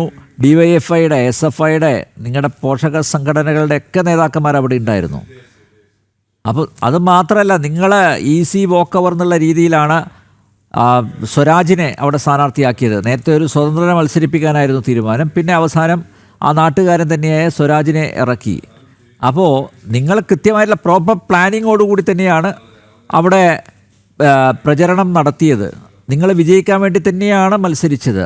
പിന്നെ പറഞ്ഞു, ഈ തെരഞ്ഞെടുപ്പ് ഫലം വരുന്നതിൻ്റെ തലേ ദിവസം പറഞ്ഞു അതൊരു ട്രഡീഷണലി അത് ഒരു UDF മണ്ഡലമാണെന്നുള്ള രീതിയിൽ പറഞ്ഞു അല്ലേ? അപ്പോൾ നിങ്ങൾ മത്സരിക്കാൻ വേണ്ടി തന്നെയാണ് അവിടെ സ്വരാജിനെ മത്സരിക്കാൻ വേണ്ടി മാത്രമല്ല, നിങ്ങൾ ജയിക്കാൻ വേണ്ടി തന്നെയാണ് സ്വരാജിനെ ഇറക്കിയത്, കളത്തിൽ ഇറങ്ങിയത്. ഇപ്പോൾ നിങ്ങൾ അതിനെ എന്താ പറയേണ്ട, വില കുറച്ച് കാണുന്നു. അത് UDFന് ഓൾറെഡി മേൽക്കൈയുള്ള മണ്ഡലമാണെന്നൊക്കെ ഇപ്പോൾ പിണറായി പറഞ്ഞിട്ട് കാര്യമില്ലല്ലോ. അല്ല, നമ്മൾ ഒരു മണ്ഡലത്തിന്റെ സ്വഭാവത്തെ എപ്പോഴും ഇടതുപക്ഷം വളരെ കൃത്യമായി വിലയിരുത്തിയതിനു ശേഷമാണ് തെരഞ്ഞെടുപ്പിൽ സ്ഥാനാർത്ഥികളെ നിർണ്ണയിക്കുക. അങ്ങനെ സ്ഥാനാർത്ഥി സ്വയം സ്വരാജ് ഒരു മികച്ച സ്ഥാനാർത്ഥി തന്നെയാണ് CPM-നെ സംബന്ധിച്ച്. സ്ഥാനാർത്ഥി നിർണ്ണയത്തിൽ അപാകതയുണ്ട് എന്നൊന്നും ഞാൻ കരുതുന്നില്ല.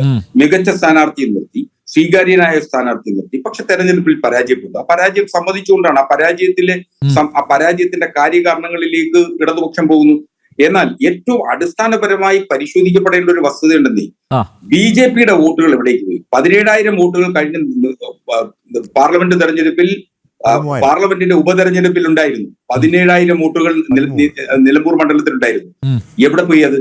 അത് ഇപ്പൊ കെട്ടിവെച്ച പണം പോലും ലഭിച്ചിട്ടില്ല. ആ വോട്ടുകൾ UDF-ലേക്ക് പോയിട്ടുണ്ട് എന്ന് സ്ഥാനാർത്ഥി തന്നെ പരസ്യമായി പ്രഖ്യാപിച്ചു. അല്ലാതെ ഉല്ലാസ് ബാബു വരട്ടെ, ഉല്ലാസ് ബാബു പറയും മറുപടി.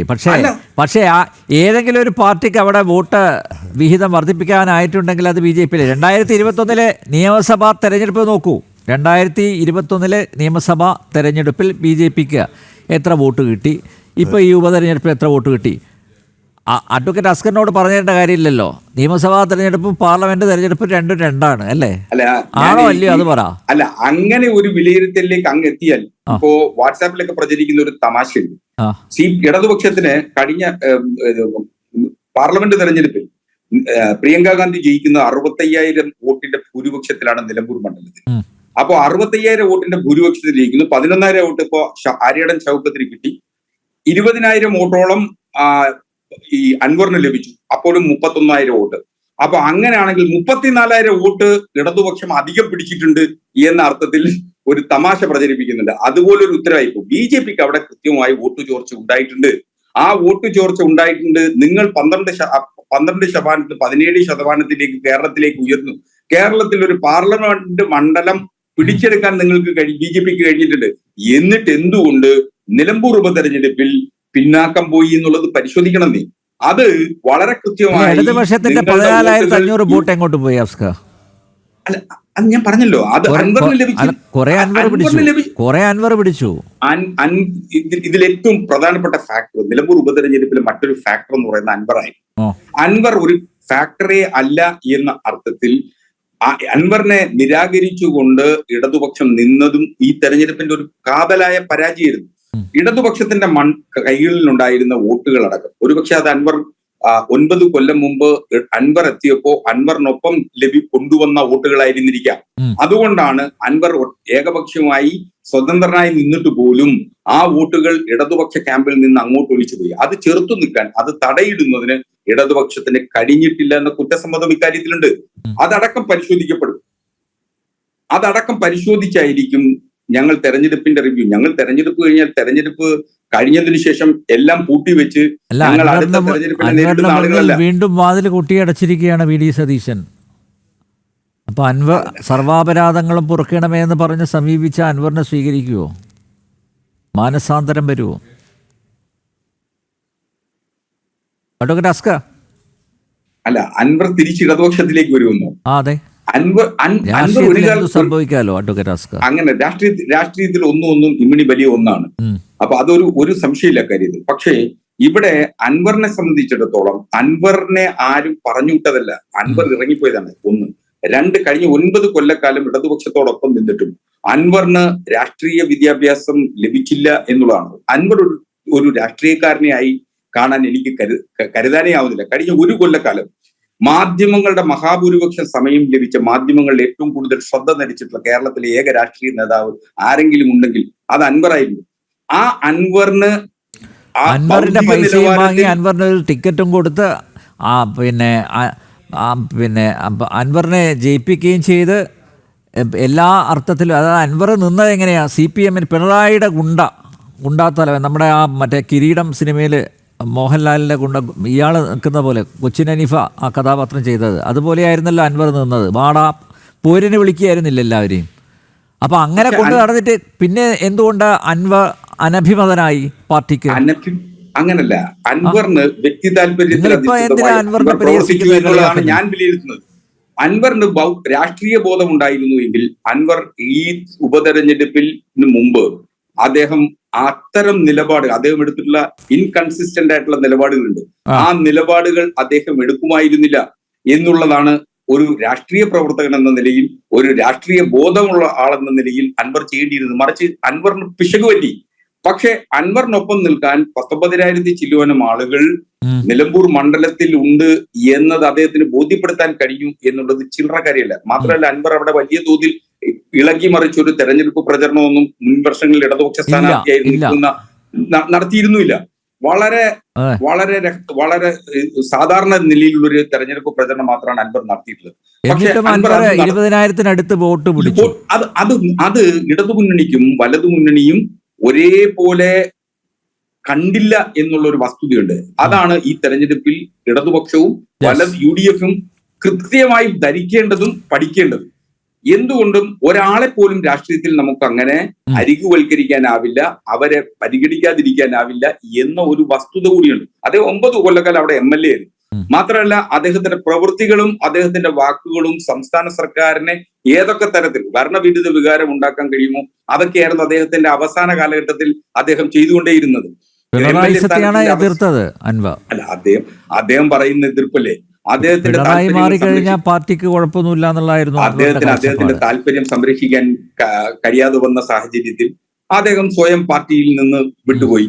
ആദ്യം പിണറായിയെ സംബന്ധിച്ച് അദ്ദേഹം പറഞ്ഞത് പിതൃതുല്യ വാത്സല്യത്തോടുകൂടി എന്നോട് പെരുമാറുന്നു എന്ന് പറയുന്നു. പാർട്ടി സെക്രട്ടറിയെ വാനോളം പുകഴ്ത്തുന്നു. ഒടുവിൽ അദ്ദേഹം വീണ്ടും അവരെയൊക്കെ വഴിനീളെ തെറി പറയുന്നു. അതിനുശേഷം UDF ക്യാമ്പിലേക്ക് എത്തുന്നു. UDF നേതാക്കന്മാരെ ആകമാനം തെറി പറയുന്നു. അവസാനം VD സതീഷിനെയും പിണറായിയും ഒരേപോലെ ഒരേ തുലാസിലിരുത്തി തൂക്കിക്കൊണ്ട് അദ്ദേഹം പറയുന്നു. അപ്പൊ അങ്ങനെ ഇത് മാറി മാറി പറയുകയല്ല രാഷ്ട്രീയത്തിൽ. അതിലൊരു കൺസിസ്റ്റന്റ് നിലപാടാണ് രാഷ്ട്രീയം എന്ന് പറയുന്നത്, നിലപാടാണ്. അത്തരം ഒരു നിലപാടെടുക്കുന്നതിന് അൻവറിന് കഴിഞ്ഞില്ല എന്നുള്ളതാണ് അദ്ദേഹം ഒരു രാഷ്ട്രീയക്കാരൻ എന്നുള്ള ഏറ്റവും വലിയ പരാജയം. 10,000 വോട്ട് ലഭിച്ചിട്ടുണ്ട് എന്നുള്ളത് കൊണ്ട് അദ്ദേഹം ഒരു മികച്ച രാഷ്ട്രീയക്കാരനായി നമുക്ക് അവിടെ കാണാൻ കഴിയില്ല. അല്ല, എന്തായാലും അൻവർ ഒരു അടഞ്ഞ അധ്യായമല്ല എന്ന് അൻവർ തന്നെ തെളിയിച്ചു. അഡ്വക്കേറ്റ് ഉല്ലാസ് ബാബു, ടെലിഫോൺ ലൈനിൽ കണക്റ്റഡ് ആയിരുന്നു താങ്കൾ. അഡ്വക്കേറ്റ് ഹസ്കർ പറഞ്ഞതും അതുപോലെ ഡോക്ടർ GV ഹരി പറഞ്ഞതും താങ്കൾ പൂർണ്ണമായും കേട്ടിട്ടുണ്ടാവുമെന്നാണ് ഞാൻ കരുതുന്നത്. ഉല്ലാസ് ബാബു, മുസ്ലിം ന്യൂനപക്ഷ വർഗീയതയെ ആളിക്കത്തിച്ച് ഇടതു വലതു മുന്നണികൾ പരസ്പരം മത്സരിക്കുകയായിരുന്നു നിലമ്പൂരിൽ. ജമാഅത്തെ ഇസ്ലാമിയുടെ രാഷ്ട്രീയ രൂപമായ വെൽഫെയർ പാർട്ടിക്ക് UDF-ൽ അസോസിയേറ്റ് മെമ്പർഷിപ്പ് പോലും വാഗ്ദാനം ചെയ്തിരിക്കുന്നു. മാത്രമല്ല, തദ്ദേശ സ്വയംഭരണ സ്ഥാപനങ്ങളിലേക്കുള്ള തെരഞ്ഞെടുപ്പിൽ ബന്ധം സുദൃഢമാക്കാനാണ് തീരുമാനം. അധികാരത്തിലെത്താൻ യാതൊരു തത്വദീക്ഷയുമില്ലാത്ത രാഷ്ട്രീയം കളിക്കുന്നത് ശരിയാണോ? BJP-യുടെ കാഴ്ചപ്പാട് എന്താണ്?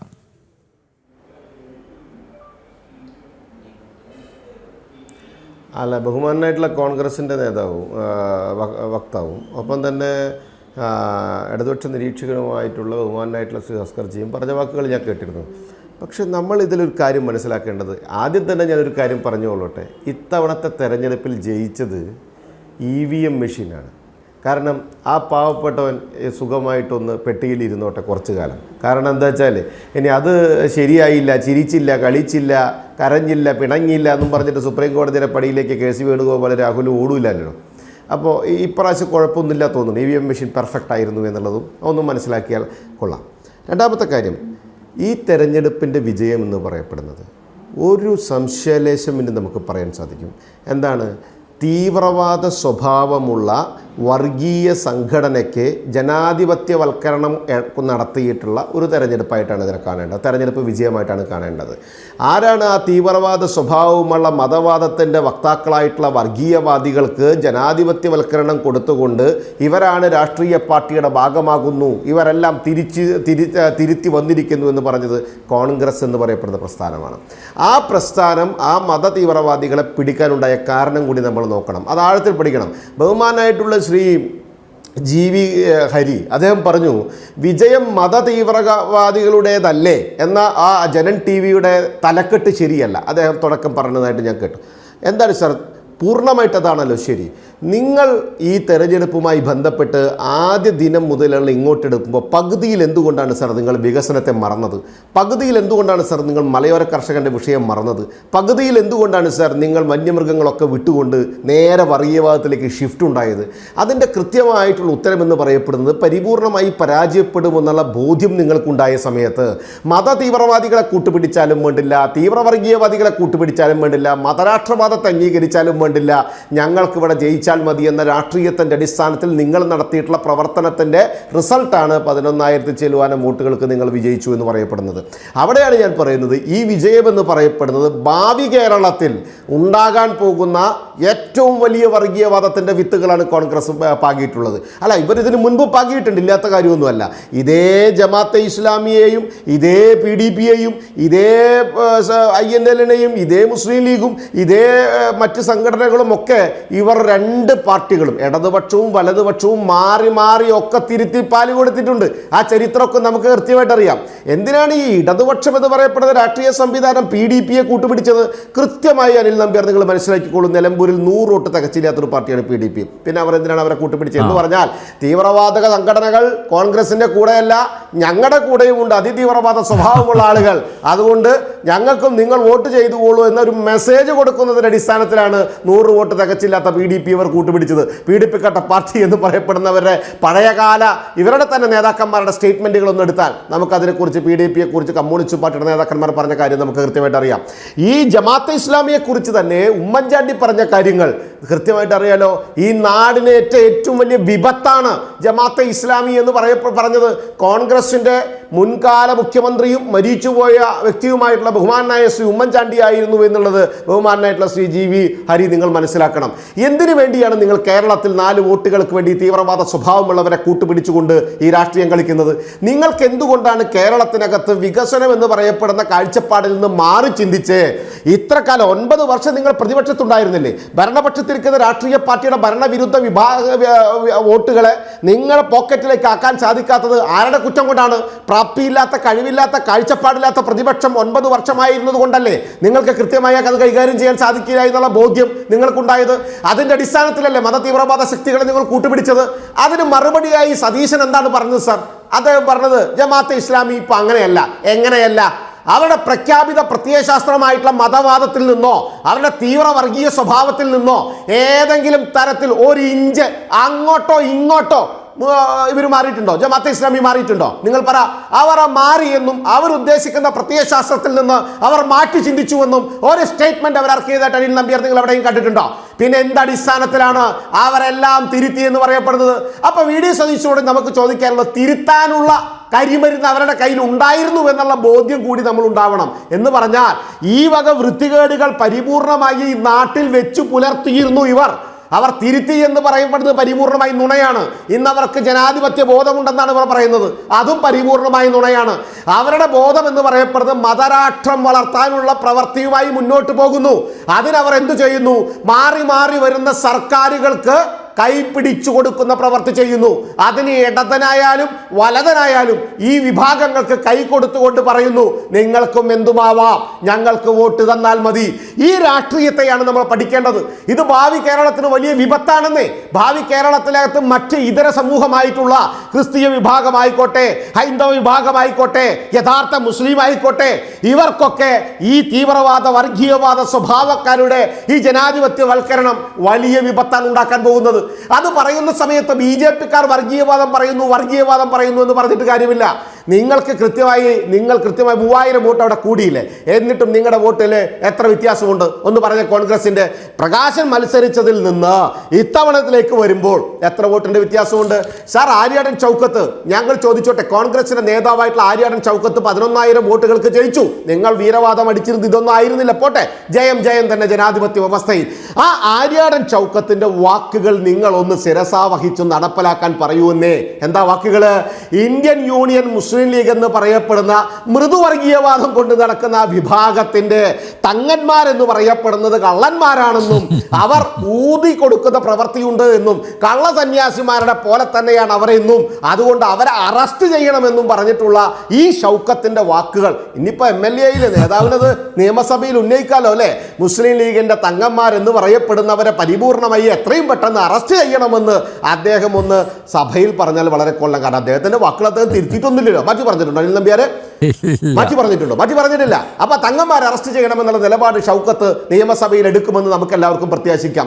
ഇടതുപക്ഷവും വലതുപക്ഷവും ഒരു നാണയത്തിന്റെ അപ്പുറത്തും ഇപ്പുറത്തും ഇരുന്ന് പരസ്പര സഹായ സഹകരണ മുന്നണിയായി പ്രവർത്തിക്കുന്നത് കേരളത്തിൽ നമ്മൾ ചർച്ച ചെയ്യണം. അതിന് ഒരു വർഗീയവാദി എന്ന് വിളിക്കും, മതവാദികളൊക്കെ വിളിക്കും, വിളിച്ചോട്ടെ. എത്ര കാലമായിട്ട് ഭാരതീയ ജനതാ പാർട്ടിയെയും സംഘപരിവാർ പ്രസ്ഥാനങ്ങളെയും ഇവർ ഇങ്ങനെ ഈ സൂത്രപ്പണിയിലൂടെ മാറ്റി നിർത്തിയിട്ടുണ്ട്. എന്നിട്ട് ഈ വിഭാഗത്തിനോട് മോശമായി പ്രവർത്തിച്ച് ഈ വിഭാഗത്തെ പാർശ്വവൽക്കരിക്കപ്പെടുന്ന പോലെ പ്രവർത്തിച്ച് ഒരു വിഭാഗത്തെ തോളത്ത് വെച്ച് ഇവർ കൊണ്ടു നടന്നിട്ടുണ്ട്. ഇന്ത്യൻ യൂണിയൻ മുസ്ലിം ലീഗ് എന്ന് പറയപ്പെടുന്ന വർഗീയ സംഘടന തന്നെ ഒരു സംശയമില്ല പരിപൂർണമായിട്ട് ജാതി ഉണ്ട്, ജാതി ഭക്ഷിച്ച് ജാതി വിസർജിച്ച് ജാതിയിലൂടെ ജീവിച്ചു കൊണ്ടുപോകുന്ന ഒരു ശൈലി തന്നെയാണ് ഇന്ത്യൻ യൂണിയൻ മുസ്ലിം ലീഗ് കൊണ്ട് നടന്നിരുന്നത്. അപ്പൊ അതിന്റെ അപ്പുറത്തേക്ക് ഇടതുപക്ഷം ഈ PDP പോലെയുള്ള INL പോലെയുള്ള ഇത്യാദി വർഗങ്ങളെ കൂട്ടുപിടിച്ചുകൊണ്ട് അവരും ഒപ്പത്തിനൊപ്പം മത്സരിക്കുകയായിരുന്നു. എന്നിട്ട് ഇപ്പോൾ ഇടതുപക്ഷം ജമാഅത്തെ ഇസ്ലാമി ശരിയല്ല എന്ന് പറഞ്ഞു. ഇതേ ജമാഅത്തെ ഇസ്ലാമിയുടെ രാഷ്ട്രീയ മുഖമായിട്ടുള്ള വെൽഫെയർ പാർട്ടിയുടെ നേതാവ് കൃത്യമായിട്ട് മാധ്യമങ്ങൾക്ക് മുമ്പിൽ വന്നിരുന്ന് പറഞ്ഞില്ലേ? എന്താ പറഞ്ഞത്? കോടിയേരി ബാലകൃഷ്ണനും ഞങ്ങളും അടക്കമുള്ള ആളുകൾ ഗസ്റ്റ് ഹൗസിൽ ഇരുന്ന് തീരുമാനിച്ചതിന്റെ അടിസ്ഥാനത്തിൽ ഇന്ന സ്ഥലങ്ങളിൽ നമ്മൾ മത്സരിച്ചില്ലേ, ഒന്നായി മത്സരിച്ചില്ലേ, ഒരുമിച്ച് മത്സരിച്ചില്ലേ, അതൊക്കെ നിങ്ങൾ മറക്കണോ? നിങ്ങൾക്ക് എന്താണ് ഓർമ്മയില്ലാത്തതെന്ന് ഈ ഗോവിന്ദൻ മാഷോട് ഈ പാർട്ടിയുടെ നേതാവ് ഇന്ത്യയിലെ വെൽഫെയർ പാർട്ടി ആളുകൾ പറഞ്ഞത്. ഇപ്പോൾ സതീശൻ എന്ന് വ്യക്തമായിരിക്കുന്നു. എന്താ വ്യക്തമാക്കി പറഞ്ഞത്? ഞങ്ങൾ ഇനി തദ്ദേശ സ്വയംഭരണ സ്ഥാപനങ്ങളിലും ഇത് തുടരും എന്നാണ് പറയുന്നത്. അപ്പൊ അതിന്റെ അർത്ഥം എന്താ? ഉല്ലാസ് ബാബു ജമാഅത്തെ ഇസ്ലാമിയുടെ വോട്ടുകൾ മാത്രമല്ല SDPIയുടെ വോട്ടുകൾ കിട്ടിയിട്ടുണ്ട് കേട്ടോ. SDPIയുടെ വോട്ടുകളും കിട്ടിയിട്ടുണ്ട്. SDPIക്ക് കഴിഞ്ഞ തെരഞ്ഞെടുപ്പിൽ ലഭിച്ച വോട്ടുകൾ ഇക്കുറി കിട്ടിയിട്ടില്ല. ആ വോട്ടുകളും UDFിലേക്കാണ് പോയത്. പാലക്കാട് നമ്മൾ കണ്ടതല്ലേ, ആദ്യം തെരുവിലിറങ്ങി ആഹ്ലാദ പ്രകടനം നടത്തിയതാരാ?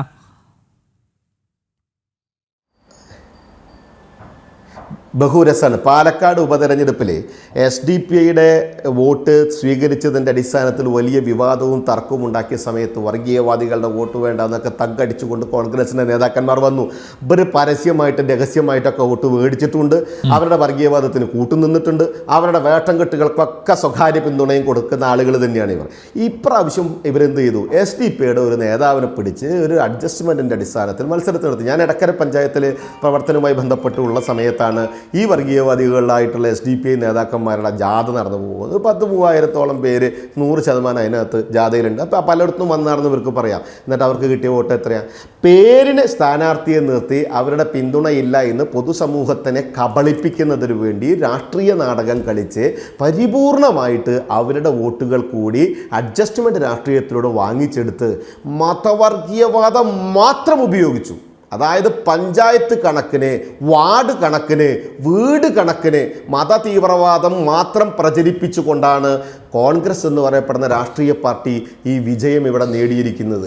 നിങ്ങൾ ഈ വിജയം നേടുമ്പോൾ ഒരു കാര്യം നിങ്ങൾ കൃത്യമായി മനസ്സിലാക്കണം. സാധാരണക്കാരായിട്ടുള്ള മതേതര വിശ്വാസികളായ ജനാധിപത്യ വിശ്വാസികളായിട്ടുള്ള കേരള സമൂഹത്തിൻ്റെ മുകളിൽ നിങ്ങൾ കൊണ്ടുവന്ന് വെച്ചിരിക്കുന്ന പുതിയ രാഷ്ട്രീയ തന്ത്രമെന്ന് പറയപ്പെടുന്നത് ഭിന്നിപ്പിക്കുന്നവൻ്റെ തന്ത്രമാണ്, വർഗീയതയുടെ തന്ത്രമാണ്, പരസ്പരം പോരടിക്കാനുള്ള തന്ത്രമാണ്. അത് ഭാവി കേരളത്തിന് ഭൂഷണമല്ല എന്നുള്ളത് കോൺഗ്രസ് പാർട്ടി ഇനിയെങ്കിലും മനസ്സിലാക്കട്ടെ. ഇനി കോൺഗ്രസ് പാർട്ടി മനസ്സിലാക്കിയില്ലെങ്കിലും പൊതുജനത്തോട് ഇത് വിളിച്ചു പറയേണ്ട ഉത്തരവാദിത്തം BJPക്കുണ്ട്. BJP അവിടെ പൊളിറ്റിക്കലി മത്സരിച്ചിട്ടുണ്ട്. ഞങ്ങളുടെ പൊളിറ്റിക്കൽ വോട്ട് തന്നെയാണ് അവിടെയുള്ളത്. നിലമ്പൂരിൽ ഞങ്ങൾക്ക് വോട്ട് കുറവായിരുന്നു. അത് ഞങ്ങളുടെ സംഘടനാ സംവിധാനത്തിൽ ഞങ്ങൾക്ക് കുറച്ച് വോട്ടുള്ളൂ. അതിന് പല കാരണങ്ങളുണ്ട്. ആ കാരണങ്ങൾ പറയുന്നത് ഇപ്പോൾ ശരിയല്ലാത്തതുകൊണ്ട് ഞാൻ പറയുന്നില്ല. അപ്പം അതുകൊണ്ട് തന്നെ അത് BJPയുടെ ആയിട്ടുള്ള കാരണങ്ങളൊന്നുമല്ല കേട്ടോ. അവിടുത്തെ രാഷ്ട്രീയ കാരണങ്ങൾ ചില വിഭാഗങ്ങളുടെ അടിമത്തത്തിലേക്ക് ഈ കോൺഗ്രസും CPM കൊണ്ട് എത്തിക്കുന്നതിൻ്റെ രാഷ്ട്രീയത്തിൻ്റെ അടിസ്ഥാനത്തിൽ ഞങ്ങൾക്ക് അവിടെ വോട്ട് കുറവാണ്. ആ വോട്ട് ഞങ്ങൾ കൃത്യമായി പിടിച്ചിട്ടുണ്ട്. പക്ഷേ ഇവരുടെ രാഷ്ട്രീയം വളരെ കൃത്യമായി പഠിച്ചാൽ ഒരു കാര്യം മനസ്സിലാകും. ഇനിയിപ്പോൾ കമ്മ്യൂണിസ്റ്റ് പാർട്ടി എന്താ പറയുന്നത്? അവർ പറയുന്നത് വർഗീയവാദികളാണ് എൻ്റെ തെരഞ്ഞെടുപ്പിൽ ആഘോഷിക്കുന്നത് എന്നതിൽ ഞാൻ സന്തോഷവാനാണ്. ആരാ സ്വരാജ് പറഞ്ഞ? എൻ്റെ അനിൽ നമ്പ്യാർ. എനിക്ക് പറയാനുള്ളത് ബഹുമാനായ ശ്രീ ഹസ്കർ, അദ്ദേഹത്തിനോട് എനിക്ക് എന്താ പറയുക, നമുക്ക് പറയുന്നതിലൊരു പരിധിയുണ്ട്. വളരെ സ്വയം വിമർശനാത്മകമായിട്ട് തന്നെയാണ് സംസാരിച്ചത് കേട്ടോ. സാംസ്കാരിക നേതാക്കന്മാർ അസ്കർ തെറ്റുപറ്റി തന്നെയാണ് പറഞ്ഞിരിക്കുന്നത്. ആ അസ്കറിന്റെ ആർജവത്തെ ഞാൻ അഭിനന്ദിക്കുന്നു. കേരളത്തിലെ അസ്കർജി, കേരളത്തിലെ അച്ഛൻ അമ്മയെ കൊല്ലുമ്പോഴും അമ്മ അച്ഛനെ കൊല്ലുമ്പോഴും ചേട്ടൻ ചേച്ചിയെ കൊല്ലുമ്പോഴും ചേച്ചി ചേട്ടനെ കൊല്ലുമ്പോഴും കാമുകൻ കാമുകിയെ കൊല്ലുമ്പോഴും MDMA കഴിച്ച 5, 6, 7 ആളുകളെ ഒരു വീട്ടിൽ കൊല്ലുന്ന സമയത്തും ആഭ്യന്തരം തകർന്നു തരിപ്പണമായിരിക്കുന്ന സമയത്തും അതേപോലെ തന്നെ വ്യവസായ വകുപ്പായിക്കോട്ടെ, ധനകാര്യ വകുപ്പായിക്കോട്ടെ, വിദ്യാഭ്യാസ വകുപ്പായിക്കോട്ടെ, ഉന്നത വിദ്യാഭ്യാസ വകുപ്പായിക്കോട്ടെ, തൊഴിൽ വകുപ്പായിക്കോട്ടെ, അതേപോലെ തന്നെ ഏത് വകുപ്പാണ് എങ്കിലും എല്ലാ വകുപ്പും പരിപൂർണമായി പരാജയപ്പെട്ടപ്പോഴേ ഒരക്ഷരം മിണ്ടാത്ത സാംസ്കാരിക നേതാക്കന്മാരെന്നല്ല പറയേണ്ടത്, സാംസ്കാരിക വക്താക്കൾ, അവരെല്ലാം ഒന്നടങ്കം അങ്ങനെ വരിയായിട്ട് പോയി നിന്നില്ല. എന്നാലും ഒരു പുസ്തകം വായിക്കുന്ന ആളാണെന്ന് പറഞ്ഞിട്ട് പുസ്തകം വായിച്ചുകൊണ്ടായില്ല ചേട്ടാ. ഭരിക്കുന്ന 9 വർഷം ജനങ്ങളോട് കാണിച്ച നീതികേടുകൊണ്ടാണ് പുസ്തകം വായിച്ച് വീട്ടിലിരുന്നോളാൻ ജനങ്ങൾ പറഞ്ഞത്. അവിടെ ഭരണവിരുദ്ധ വികാരം ഉണ്ടായിരുന്നു. പൊളിറ്റിക്കലി BJPക്കും ഉണ്ടായിട്ടുണ്ട്. സ്വതന്ത്ര സ്ഥാനാർത്ഥിക്കും ഭരണവിരുദ്ധ വികാരത്തിൻ്റെ വോട്ടുകൾ പോക്കറ്റ് ചെയ്യാൻ സാധിച്ചിട്ടുണ്ട്. അത് മനസ്സിലാക്കിയിട്ടുള്ള കോൺഗ്രസ് വർഗീയ രാഷ്ട്രീയ പാർട്ടിയുടെ കൂട്ടുപിടിച്ചുകൊണ്ട് മതതീവ്രവാദത്തിൻ്റെ എക്സ്ട്രീം വിഭാഗം, നിങ്ങൾ ആലോചിച്ച് നോക്കണം, അത്രയും എക്സ്ട്രീം വിഭാഗം എന്ത് ക്രൂരതയാണെന്നറിയോ GV ഹരിഭായ് നിങ്ങൾ പാർട്ടി ചെയ്തിട്ടുള്ളത്. ഈ കേരളത്തോടൊന്നും നിങ്ങൾ ചെയ്യരുത്. കാതറിട്ട് നിങ്ങൾ ജനങ്ങളെ ചതിക്കുകയാണ്, വഞ്ചിക്കുകയാണ്. അത്രയ്ക്കധികം തീവ്രവാദത്തിൻ്റെ ആഴത്തിൽ ഇറങ്ങിപ്പോയിട്ടുള്ള ആ സ്വഭാവമുള്ള ആ പാർട്ടിയെ നിങ്ങൾ തോളത്ത് വെച്ച് നിങ്ങൾ ഉമ്മവെക്കുന്നില്ലേ, അവർ തിരിച്ചു കടിക്കും, കഴുത്തിൽ കടിക്കും. കാരണം അവരുടെ പ്രത്യയശാസ്ത്രവും അവരുടെ ചിന്താഗതിയും അവരുടെ സങ്കല്പങ്ങളും ഈ രാജ്യത്തിന് വിരുദ്ധമാണ്, ഈ നാടിന് വിരുദ്ധമാണ്.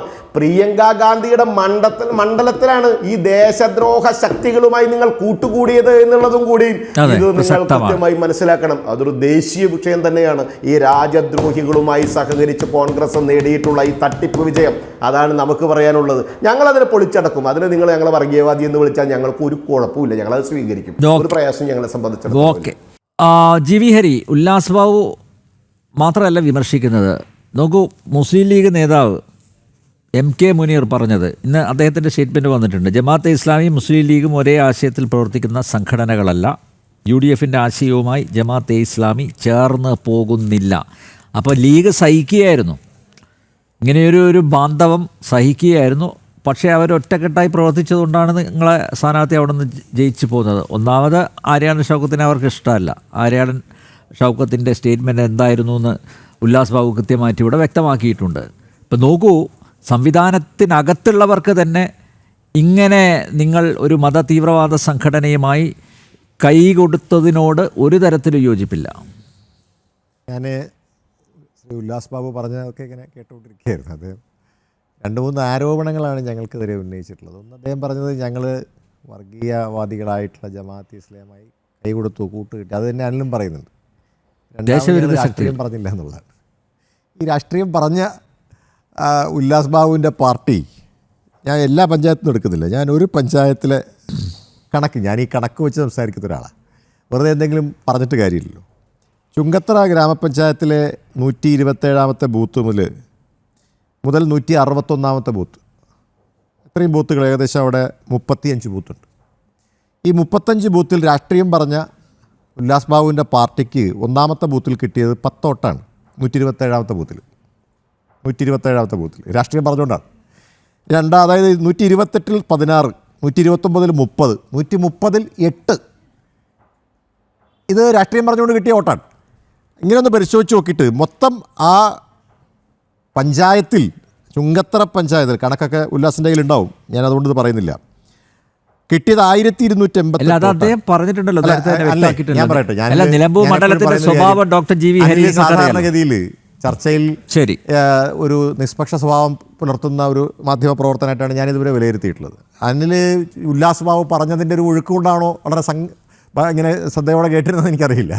ഞാൻ പറയുന്നത് ഫാക്ട്സ് ആണ്, ഞാൻ വെറുതെ എന്തെങ്കിലും പറഞ്ഞു പോകുന്ന ആളല്ല. അപ്പോൾ അതുകൊണ്ട് ഞാൻ വസ്തുതകളുടെ അടിസ്ഥാനത്തിൽ, അപ്പോൾ രാഷ്ട്രീയം പറഞ്ഞ BJPക്ക് ഒരു പഞ്ചായത്തിൽ കിട്ടിയത് ഇതാണ്. കെട്ടിവെച്ച കാശ് കിട്ടിയിട്ടില്ല ഉല്ലാസ് ബാബു.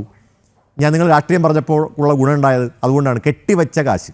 ഇനി അസ്കർ അദ്ദേഹം ഈ കാര്യങ്ങളൊക്കെ പഠിച്ച് കാര്യങ്ങൾ പറയുന്ന ഒരാളായിട്ടാണ് ഞാൻ അദ്ദേഹത്തെ കാണുന്നത്.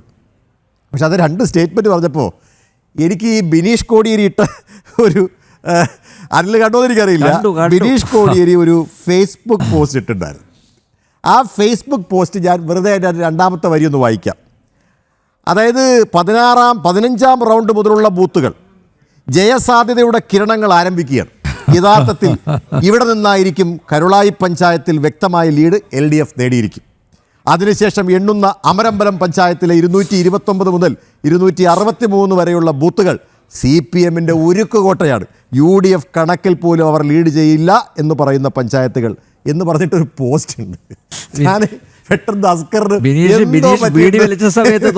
എന്തോ പറ്റിയിട്ടുണ്ട് അദ്ദേഹത്തിൻ്റെ കണക്ക് കേട്ടപ്പോൾ. അദ്ദേഹം പറഞ്ഞ കണക്കിൽ 66,000 ചില്ലുവാന വോട്ടുകൾ LDFന് കിട്ടി. അതിലൊന്നു പോലും വർഗീയവാദികളുടേതില്ല. ആ മെഷീൻ്റെ പേര് എനിക്ക് പറഞ്ഞു തരണമെന്ന് ഞാൻ അപ്പോഴേ പറഞ്ഞാണ്. കാരണം ആ മെഷീൻ നമുക്ക് ആവശ്യമുണ്ടാവും. കാരണം ആ മെഷീൻ ഉണ്ടെങ്കിൽ ഈ കാര്യങ്ങൾ എളുപ്പത്തിൽ കണ്ടുപിടിക്കാമല്ലോ. എനിക്ക് മനസ്സിലാവാത്തത് ഞങ്ങൾക്ക് കിട്ടിയതിനകത്ത് ഈ വർഗീയ വോട്ടുകൾ കണ്ടെത്തിയത് അസ്കർ എങ്ങനെ കണ്ടെത്തിയെന്ന് എനിക്ക് ഒരു ഐഡിയ കിട്ടിയില്ല. അതുകൊണ്ട് ആ മെഷീൻ എനിക്ക് അതിൻ്റെ പേര് ഈ ചർച്ചയ്ക്ക് മുമ്പ് അങ്ങ് അയച്ചെന്നാൽ മതി, പറയണമെന്നില്ല. മറ്റൊന്ന് ഏറ്റവും പ്രധാനപ്പെട്ട കാര്യം, അദ്ദേഹം പ്രിയങ്ക ഗാന്ധിയുടെ ലോക്സഭാ തെരഞ്ഞെടുപ്പിനെ ഒരിക്കലും അഡ്വക്കേറ്റ് അസ്കറിൻ്റെ ഭാഗത്തുനിന്ന് ഉണ്ടാവാത്തതാണ്. ലോക്സഭാ തെരഞ്ഞെടുപ്പിനെ നിയമസഭാ തെരഞ്ഞെടുപ്പുമായി എങ്ങനെ താരതമ്യപ്പെടുത്തുന്നു എനിക്ക് ഒട്ടും മനസ്സിലാവാത്തൊരു സാധനമാണിത്. അവിടെ നിലമ്പൂരിൽ അദ്ദേഹം അങ്ങനെ പറഞ്ഞെന്നിരിക്കട്ടെ, നിലമ്പൂരിൽ 65,000 വോട്ടുണ്ട്. എൻ്റെ ആ കണക്കുണ്ട്. 2021 അത് ഉല്ലാസ് ബാബുവും ചോദിച്ചു. 2021 VV പ്രകാശിന് കിട്ടിയ വോട്ടുകളുടെ ശതമാന കണക്ക് ഞാൻ പറയാം. 45.34%. ഇതെല്ലാവരും പബ്ലിക് ഡൊമൈൻ ഉള്ളതുകൊണ്ട് പരിശോധിക്കാം. അന്ന് LDFന് കിട്ടിയ വോട്ട് എത്രയാ? 46.9%. ആർക്കാ കിട്ടിയത്? അൻവറിന്. ഞാൻ പറയേണ്ട കാര്യമില്ല. അപ്പോൾ 2021 തെരഞ്ഞെടുപ്പിൽ 46.9% വോട്ട് കിട്ടിയ LDF സ്ഥാനാർത്ഥി ഇത്തവണ LDF സ്ഥാനാർത്ഥിക്ക് കിട്ടിയിട്ടുള്ള വോട്ട് എത്രയാണെന്നറിയാമല്ലോ അസ്കർ? അങ്ങ് പരിശോധിച്ച് നോക്കൂ. അത് 37.88%. ഞങ്ങൾക്ക് 44.17%. ഇനി പറയൂ, എവിടെ പോയി നിങ്ങളുടെ വോട്ട്? നിങ്ങളുടെ വോട്ട് എങ്ങോട്ട് പോയി? അപ്പം നിങ്ങളുടെ വോട്ട് ഞങ്ങൾക്ക് കിട്ടിയെന്ന് പറയുന്നതിൽ, അല്ലെങ്കിൽ LDFൻ്റെ വോട്ടുകൾ കൂടി ഞങ്ങൾക്ക് കിട്ടിയിട്ടാണ് ഞങ്ങൾ ജയിച്ചെന്ന് പറഞ്ഞാൽ ഞങ്ങൾക്കൊരു ബുദ്ധിമുട്ടുമില്ല. കാരണം അങ്ങനെയാണ് തെരഞ്ഞെടുപ്പ് ജയിക്കുന്നത്. അപ്പോൾ അതിനകത്ത് വർഗീയത കാണുന്നത് ഒട്ടും ശരിയല്ല. അതുകൊണ്ടാണ് ഞാൻ പറഞ്ഞത് നിലമ്പൂരിലെ ജനങ്ങളാണ് വോട്ട് ചെയ്തത്. അവിടെ ചിലപ്പോൾ PDP ഉണ്ടാവും, UDF ഉണ്ടാവും, LDF ഉണ്ടാവും. ഈ രാജ്യത്തെ ഇലക്ഷൻ കമ്മീഷൻ അംഗീകരിച്ചിട്ടുള്ള സർവ്വ രാഷ്ട്രീയ പാർട്ടികൾക്ക് മത്സരിക്കാം. 10 പേര് മത്സരിച്ചോടെ എല്ലാവരും ഉണ്ട്. ഞാൻ പറഞ്ഞു കംപ്ലീറ്റ് ചെയ്തോട്ടെ. ഈ 10 പേര് മത്സരിച്ചപ്പോൾ അവിടെ അൻവർ എന്ന് പറയുന്ന അവിടെ 2 തവണ LDFൻ്റെ MLA അയാൾ മത്സരിച്ചു, അയാൾ പിടിച്ചു. ഇനി നോട്ട 684 വോട്ട് പിടിച്ചു. നോട്ട അത് പരിശോധിച്ച് നോക്ക്, ഉല്ലാസിൻ്റെ കയ്യിൽ അത് കാണും, അല്ലെങ്കിൽ ഞാൻ അയച്ചു തരാം. നോട്ട 654 വോട്ട് പിടിച്ചു. അപ്പോൾ നമ്മൾ മനസ്സിലാക്കേണ്ട ഒരു പ്രധാനപ്പെട്ട കാര്യം, അതുകൊണ്ടാണ് ഞാൻ അങ്ങനെ പറഞ്ഞത് ഉല്ലാസ്. ഞാനങ്ങനെ ജനൻ TV ഇട്ട ആ ഒരു സാധാരണഗതിയിൽ ജനൻ TV അങ്ങനെ ഇങ്ങനെയുള്ള എന്താണ് ഇതൊന്നും ഇടാറില്ല സാധാരണഗതി. പക്ഷേ ഇന്ന് അവരിട്ടിട്ടുള്ള ടൈറ്റിൽ താങ്കൾ തന്നെ പരിശോധിച്ച് നോക്കൂ. ഈ വിജയത്തെ, ഈ 11,077 വോട്ടുകൾ നേടി, ഭൂരിപക്ഷം നേടി, ഇത്രയും വലിയ സംഘടിതമായ പ്രവർത്തനം നിങ്ങൾ LDFനെ സഹായിച്ചിട്ട് പോലും, നിങ്ങളുടെ വോട്ടോടെ പോയി നിങ്ങൾ LDFനെ സഹായിച്ചിട്ട് പോലും അവിടെ ഞങ്ങൾക്ക് ഇത്രയും വോട്ട് നേടി വിജയിക്കാൻ സാധിച്ചു എന്ന് പറഞ്ഞാൽ അത് അവിടുത്തെ ജനങ്ങൾക്കുള്ള ഒരു അംഗീകാരമായിട്ട് നിങ്ങൾ കാണാൻ പഠിക്കണം. നിങ്ങൾ എന്താണ് മാറാൻ പോകുന്നത്? ഇനി ഈ വർഗീയതയെക്കുറിച്ച് സംസാരിച്ചാരാ? ഉല്ലാസ് ബാബു BJPയുടെ വക്താവായിട്ടാണ് വന്നിരിക്കുന്നത്. ഇതൊക്കെ കേരളത്തിലെ ജനങ്ങൾ വിലയിരുത്തിയത് കൊണ്ടാണ് കെട്ടിവച്ച കാശ് നിങ്ങൾക്ക് കിട്ടാത്തത്. അപ്പോൾ അത് കേരളത്തിലെ ജനങ്ങൾ, അത് ഇവിടെ മാത്രമല്ല, നിങ്ങൾ പരിശോധിച്ച് നോക്കൂ. എല്ലാ സ്ഥലങ്ങളിലും ഇത്രയേ കൊല്ലമായി നിങ്ങൾ കേരളത്തിൽ, രാജ്യത്ത് 9-10 കൊല്ലമായി, 15ാമത്തെ അടുത്ത 3ാം ടേം നിങ്ങൾ ഭരിക്കുന്നു.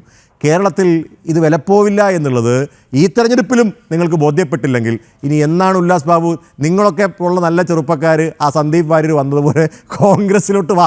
അതാണ് എനിക്ക് പറയാനുള്ളത്. നിങ്ങൾ കോൺഗ്രസ്സിലോട്ട് വാ. അപ്പോൾ സന്ദീപ് വാര്യർക്ക് മനസ്സിലായി ഇനി ഇതിനകത്ത് നിന്നിട്ട് കാര്യമില്ല. അദ്ദേഹം ഈ വർഗീയ പരിപാടികളൊക്കെ അവസാനിപ്പിച്ച് ഉല്ലാസ് ബാബുവിനെ പോലുള്ള ചെറുപ്പക്കാരടക്കമുള്ള ആളുകൾ കോൺഗ്രസ് പാർട്ടിയിൽ വർഗീയതയ്ക്ക് കോൺഗ്രസ് പാർട്ടിയിലേക്ക് വന്നാൽ സാധ്യതയുണ്ട്.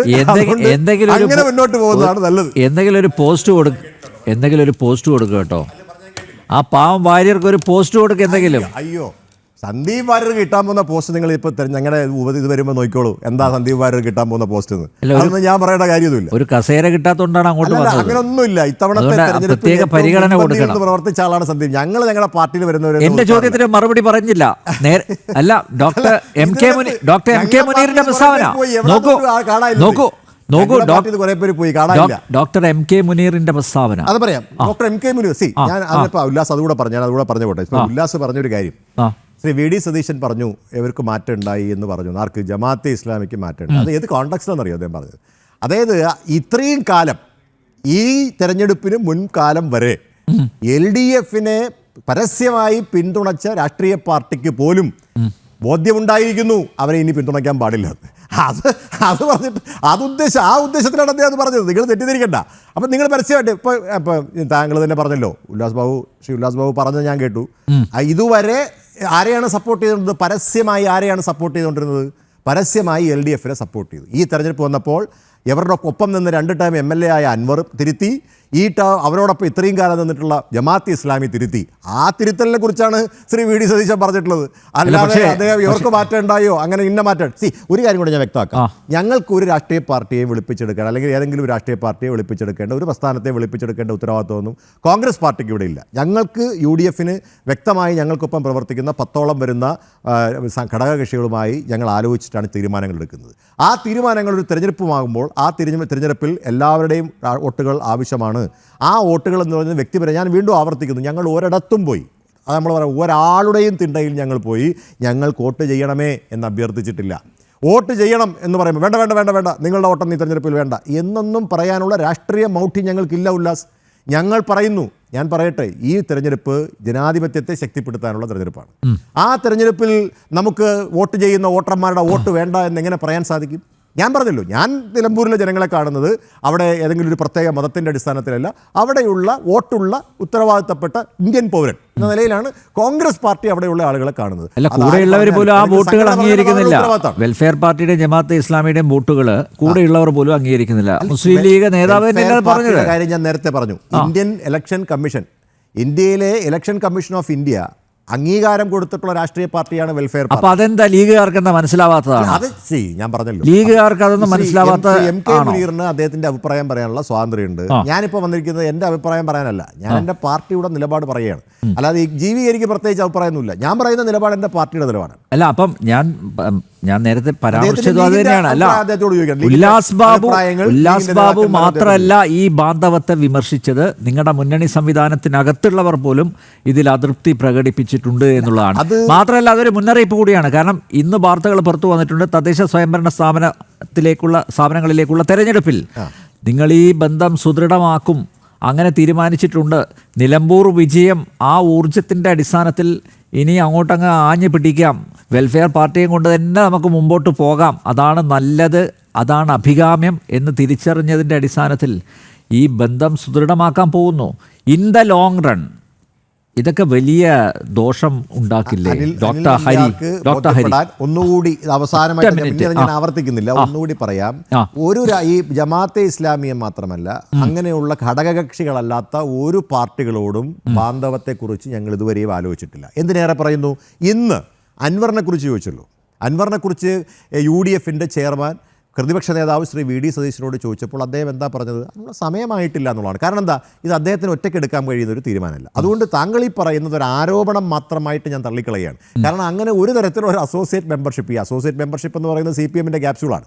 അപ്പോൾ ആ ക്യാപ്സ്യൂൾ തന്നെ BJP ഏറ്റു പറയുന്നത് എനിക്ക് മനസ്സിലാക്കാവുന്നേ ഉള്ളൂ. കാരണം അവർ ഒരുമിച്ച് നിന്ന് പ്രവർത്തിക്കുമ്പോൾ സ്വാഭാവികമായിട്ട് അവർക്ക് ഏറ്റെടുത്ത് പറഞ്ഞേ പറ്റുള്ളൂ. അതുകൊണ്ട് ഞാൻ വീണ്ടും ആവർത്തിക്കുന്നു, ഒരു തരത്തിലും ഒരു സമയത്തും അങ്ങനെ ഒരു ആലോചന UDFനകത്ത് ഉണ്ടായിട്ടില്ല, കോൺഗ്രസ് പാർട്ടിക്കകത്ത് ഉണ്ടായിട്ടില്ല, ഉണ്ടാവുമെന്ന് എനിക്ക് തോന്നുന്നില്ല. ഓക്കെ, അഡ്വക്കേറ്റ് അസ്കർ, രാഷ്ട്രീയത്തിൽ 100% ധാർമ്മികതയൊന്നും പുലർത്തണ്ട, പക്ഷേ എങ്കിലും ചില മര്യാദകളൊക്കെ പുലർത്തണ്ടേ? അതിൻ്റെ അടിസ്ഥാനത്തിലെങ്കിലും ഈ വർഗീയ മത തീവ്രവാദ സംഘടനകളുമായുള്ള കൂട്ടുകെട്ട് അവസാനിപ്പിക്കുന്നതല്ലേ നല്ലത്? അസ്കർ ഒന്ന് അൺമ്യൂട്ട് ചെയ്യണം.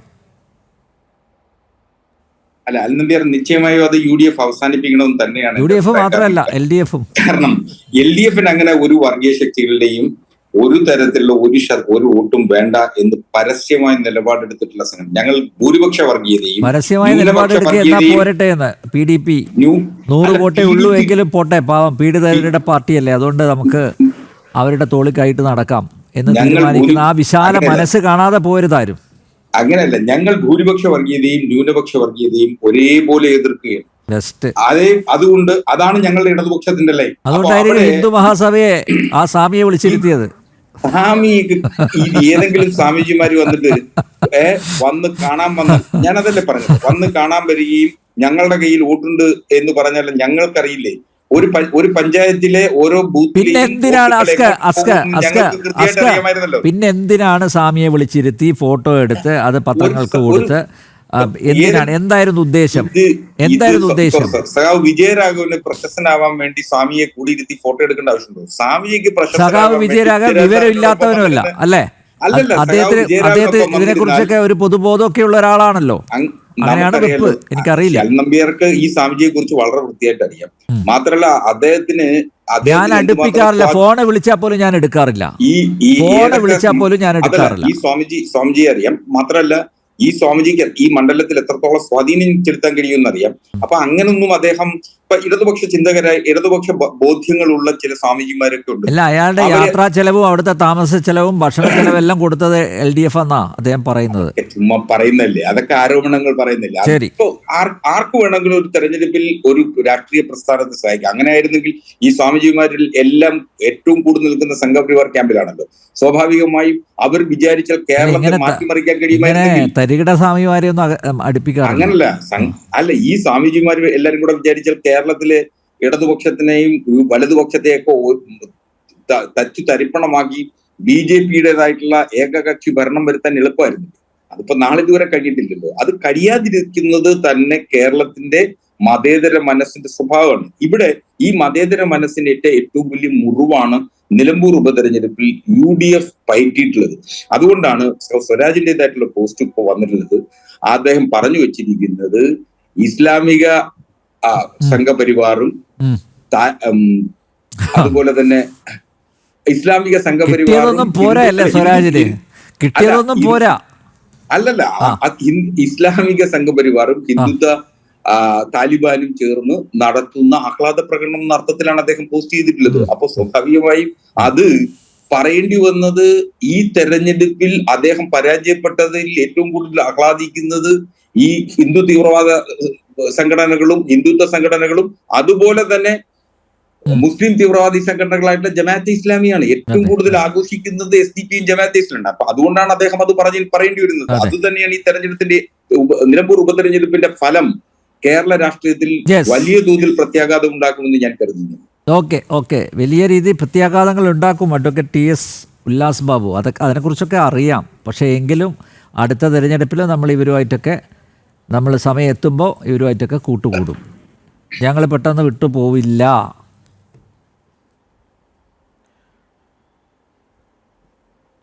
ബഹുമാനായിട്ടുള്ള ശ്രീ GV ഹരി അങ്ങ് പറഞ്ഞ കാര്യത്തിന് ചില മറുപടി കൊടുത്തതിന് ശേഷം ബഹുമാനായിട്ടുള്ള ശ്രീ ഹസ്കർജിക്ക് മറുപടി എടുത്ത് നമുക്ക് സമയമായല്ലോ.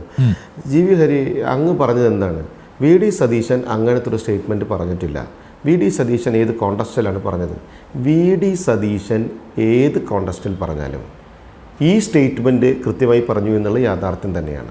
പക്ഷേ അദ്ദേഹം ഒരു കാര്യം മനസ്സിലാക്കേണ്ടത്, ജമാഅത്തെ ഇസ്ലാമി എന്ന് പറയപ്പെടുന്ന ആ സംഘടന അദ്ദേഹം ഇനി എങ്ങനെയൊക്കെ പറഞ്ഞാലും ഈ തെരഞ്ഞെടുപ്പിൽ നിങ്ങളോട് ചേർന്നിട്ടുണ്ട്, ഒരുമിച്ചാണ് പോകുന്നത് എന്ന് കൃത്യമായിട്ട് അദ്ദേഹം സമ്മതിച്ചിട്ടുള്ളതല്ലേ.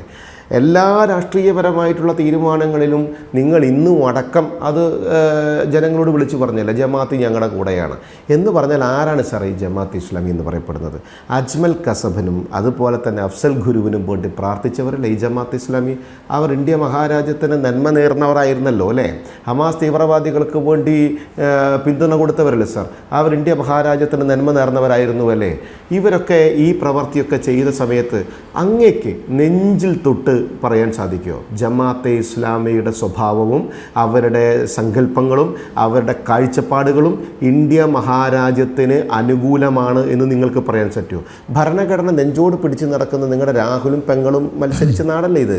ആ രാഹുലും പെങ്ങളും ആ ഭരണഘടന നെഞ്ചോട് പിടിക്കുമ്പോൾ ആ ഭരണഘടനയ്ക്ക് വിരുദ്ധമായും ഈ രാജ്യത്തിന് വിരുദ്ധമായും ഈ രാജ്യത്തിൻ്റെ കാഴ്ചപ്പാടിന് വിരുദ്ധമായും ഈ രാജ്യത്തിൻ്റെ സാഹോദര്യത്തിന് വിരുദ്ധമായും ഈ രാജ്യത്തിൻ്റെ സർവമത സമഭാവനയ്ക്ക് വിരോധമായും പ്രവർത്തിക്കുന്ന ജമാഅത്തെ ഇസ്ലാമിനെ തോളത്തെടുത്ത് നടക്കാൻ നിങ്ങൾക്കൊരു ബുദ്ധിമുട്ടുമില്ലല്ലേ? ഇതിനെയാണ് സാർ പറയുന്നത് ഇരട്ടത്താപ്പ് എന്ന് പറയപ്പെടുന്നതും അല്ലെങ്കിൽ എല്ലാ അധികാരവും ഉള്ള രാഷ്ട്രീയ പാർട്ടിയല്ലേ നിങ്ങളുടെ? ഒപ്പം തന്നെ നിങ്ങളുടെ സർക്കാരല്ലേ? ഏത് തെമ്മാടിയുമായിട്ട് നിരോധിക്കുന്നില്ല. വളരെ ലളിതമായൊരു ചോദ്യം ഉല്ലാസ്, വളരെ ലളിതമായൊരു ചോദ്യം, ഞാൻ ഇടപെടുന്നല്ല, ക്ഷമിക്കണം. വളരെ ലളിതമായിട്ടൊരു ചോദ്യം. രാജ്യത്തിന്റെ ഭരണഘടനയ്ക്ക് വിരുദ്ധമായി പ്രവർത്തിക്കുന്ന രാഷ്ട്രീയ പാർട്ടിയുടെ വെൽഫെയർ പാർട്ടിക്ക് നിങ്ങൾ എങ്ങനെ അംഗീകാരം കൊടുത്തു? നിങ്ങൾ അങ്ങനെ അവരെ പ്രവർത്തിക്കാൻ അനുവദിക്കുന്നു? അവരെ നിരോധിക്കരുതോ? നിങ്ങളുടെ കയ്യിലല്ലേ സർക്കാർ ഇരിക്കുന്നത്? നിങ്ങൾ എന്തുകൊണ്ടാണ് ചെയ്യുന്നില്ല? വെറുതെ വർത്തമാനം പറഞ്ഞിട്ട് കാര്യമുണ്ടോ? ഞാനൊരു കാര്യം കൃത്യമായിട്ട് ഞാൻ അതിന് കൃത്യമായിട്ട് പറയാം സാറേ. പറയൂ. അതിൽ കൃത്യമായിട്ട് പറയാം. അല്ലല്ല മറുപടി പറയാം സാർ. ഞാൻ അങ്ങ് പറയുമ്പോൾ പറഞ്ഞില്ലല്ലോ, അങ്ങ് പറഞ്ഞപ്പോൾ ഞാൻ ഇടപെട്ടില്ലല്ലോ, അങ്ങ് പറഞ്ഞപ്പോൾ ഞാൻ ഇടപെട്ടില്ലല്ലോ. സാർ, ഈ ജമാഅത്തെ ഇസ്ലാമിയിലെ വ്യക്തികൾ നിങ്ങൾ പരസ്യമായി സമ്മതിച്ചത് ഇന്നാണെന്ന് മാത്രമേ ഉള്ളൂ. രഹസ്യമായി ഇവരെയൊക്കെ കൊണ്ട് നടന്ന് കൂടെ നിർത്തി വർഷങ്ങളായി നിങ്ങൾ പാലൂട്ടി കൊടുത്തിരുന്നേ. ഈ പാലൂട്ടി വളർത്തി പുറമേക്ക് നിങ്ങൾ ഭയങ്കര മനോഹാരിതമായി കൊണ്ട് നടന്നിരുന്നു മതേതരത്വം. നിങ്ങളുടെ മതേതരത്വം എന്ന് പറയപ്പെടുന്നത് തട്ടിപ്പാണ് GB ഹരി സാർ. നിങ്ങളുടെ മതേതരത്വം എന്ന് പറയുന്നത് ഭൂലോക തട്ടിപ്പാ. ഒരു തരത്തിൽ നിങ്ങൾക്ക് ആത്മാർത്ഥതയില്ല. നിങ്ങൾ ഈ വർഗീയവാദമല്ല, നിങ്ങൾ ഈ മുസ്ലിം ലീഗ് എന്ന് പറയപ്പെടുന്ന ഒരു വർഗീയവാദികളല്ലേ? അവർ വർഗീയമല്ലേ പറയുന്നത്? അവർ മതേതരത്വത്തിന്റെ വക്താക്കളാ. അവർ കാണിക്കുന്നതും നടക്കുന്നതും ഇരിക്കുന്നതും പോകുന്നതും ചിന്തിക്കുന്നതും മതേതരത്വമാണോ? നിങ്ങൾ പറ. വർഗീയതത്തെ മാത്രം ചിന്തിക്കുകയും അംഗീകരിക്കുകയും ചെയ്യുന്ന നിലപാടെടുക്കുന്ന രാഷ്ട്രീയ സംഘടന. മതേതരത്വം നിങ്ങൾക്ക് ചാപ്പൂത്തി കൊടുത്തതല്ലേ? കേരളത്തിലെ ജനങ്ങളൊന്നും ചാപ്പൂത്തി കൊടുത്തിട്ടില്ല. പക്ഷെ അതിൽ തീവ്രത കുറഞ്ഞപ്പോൾ നിങ്ങൾ ഈ ജമാഅത്തിനെ കയ്യിൽ പിടിച്ചു. തീവ്രത കുറഞ്ഞപ്പോൾ കാലങ്ങൾക്കനുസരിച്ച് ഓരോരുത്തരും ഇങ്ങനെ കോലം കെട്ടിച്ച് നിങ്ങൾ കൊണ്ട് നടന്ന് രാഷ്ട്രീയ താല്പര്യങ്ങൾ നടത്തി. നിങ്ങൾ എന്ത് ക്രൂരമാണ് നിങ്ങൾ ഈ പ്രവൃത്തി ചെയ്യുന്നത്? അപ്പോൾ ഇടതുപക്ഷം എന്താണ് പറയുന്നത്? ഞങ്ങൾക്ക് വർഗീയവാദികളുടെ വോട്ട് വേണ്ട. അയ്യോ, PDP പത്മശ്രീ അവാർഡ് മേടിക്കാൻ പോയപ്പോൾ ചവിട്ടി തട്ടി വീണിട്ടാണ് പല പ്രയാസങ്ങളിലും പെട്ടത് അല്ലേ? എനിക്ക് മനസ്സിലായില്ല ആസ്കർജി. ആരാ ഈ PDPയുടെ നേതാവ്? മദനി എന്ന് പറയപ്പെടുന്ന ഏറ്റവും വലിയ തീവ്രവാദ സ്വഭാവമുള്ളവൻ. എന്താ അവൻ്റെ ഒക്കെ പേരിലുണ്ടായിരുന്ന പ്രശ്നങ്ങൾ? കോയമ്പത്തൂർ സ്ഫോടന കേസ് സമാധാനം പുനഃസ്ഥാപിക്കാൻ വേണ്ടിയിട്ട് കൊണ്ടിട്ടതായിരുന്നല്ലേ? കളമശ്ശേരി ബസ് കത്തിച്ചത് ലോക സമാധാനത്തിന്റെ രക്ഷകനായിട്ടായിരുന്നു കത്തിച്ചതല്ലേ? തടിയന്റെ ഇവിടെ നസീർ ലോക സമാധാനം സന്ദേശം യാത്ര ചെയ്ത് സൈക്കിൾ ചവിട്ടി പോണ സമയത്തായിരുന്നു അല്ലേ NIA പിടിയിൽപ്പെട്ടത്? അതുകൊണ്ടായിരിക്കും നിങ്ങൾ പീഡിപ്പിക്കപ്പെട്ടു എന്ന് പറയപ്പെടുന്നത്. എന്താണ് ഹസ്കർജി? സകലവിധ വേക്കൂത്തുകളും കാണിച്ച് ഈ രാജ്യത്തിനെ രണ്ടാക്കി നാലാക്കി വെട്ടിമുറിച്ച് ജാതിപരമായി അങ്ങോട്ടും ഇങ്ങോട്ടും കന്നം കടിപ്പിച്ച് ബോംബിട്ടും ബസ് കത്തിച്ചും ഈ മതതീവ്രവാദം വളർത്തിയും അതനുസരിച്ച് വർഗീയവാദം വളർത്തി നടക്കുന്ന ഈ തെമ്മാടിക്കൂട്ടങ്ങൾക്ക് എല്ലാവിധ സുഖലോലുപതയും കൊടുത്തിട്ട് നിങ്ങൾ വർഗീയ പാർട്ടികളുടെ വോട്ട് വേണ്ട എന്ന് പറയപ്പെടുമ്പോൾ നിങ്ങൾ മലർന്നു കിടന്ന് തുപ്പല്ലേ ചെയ്യുന്നത്? നിങ്ങൾ കണ്ണാടിയിലേക്ക് നോക്കി കൊഞ്ഞനം കുത്തല്ലേ ചെയ്യുന്നത്? എന്നിട്ട് ഇത് പറയുന്ന ഞങ്ങളോട് നിങ്ങൾക്ക് വിരോധം, ഞങ്ങൾക്കത്ര അഡ്ജസ്റ്റ്മെന്റ്. എന്ത് കഷ്ടമാണ് നോക്കൂ. ചുങ്കത്തറ പഞ്ചായത്തിനെ കുറിച്ച് പറഞ്ഞപ്പോൾ 2016 GB ഹരി സാർ ഞങ്ങൾക്ക് 1072 വോട്ടേ എവിടെയുള്ളൂ. 2021 തെരഞ്ഞെടുപ്പിൽ ഞങ്ങൾക്ക് 1964 വോട്ടേ ഞങ്ങൾക്ക് അവിടെയുള്ളൂ.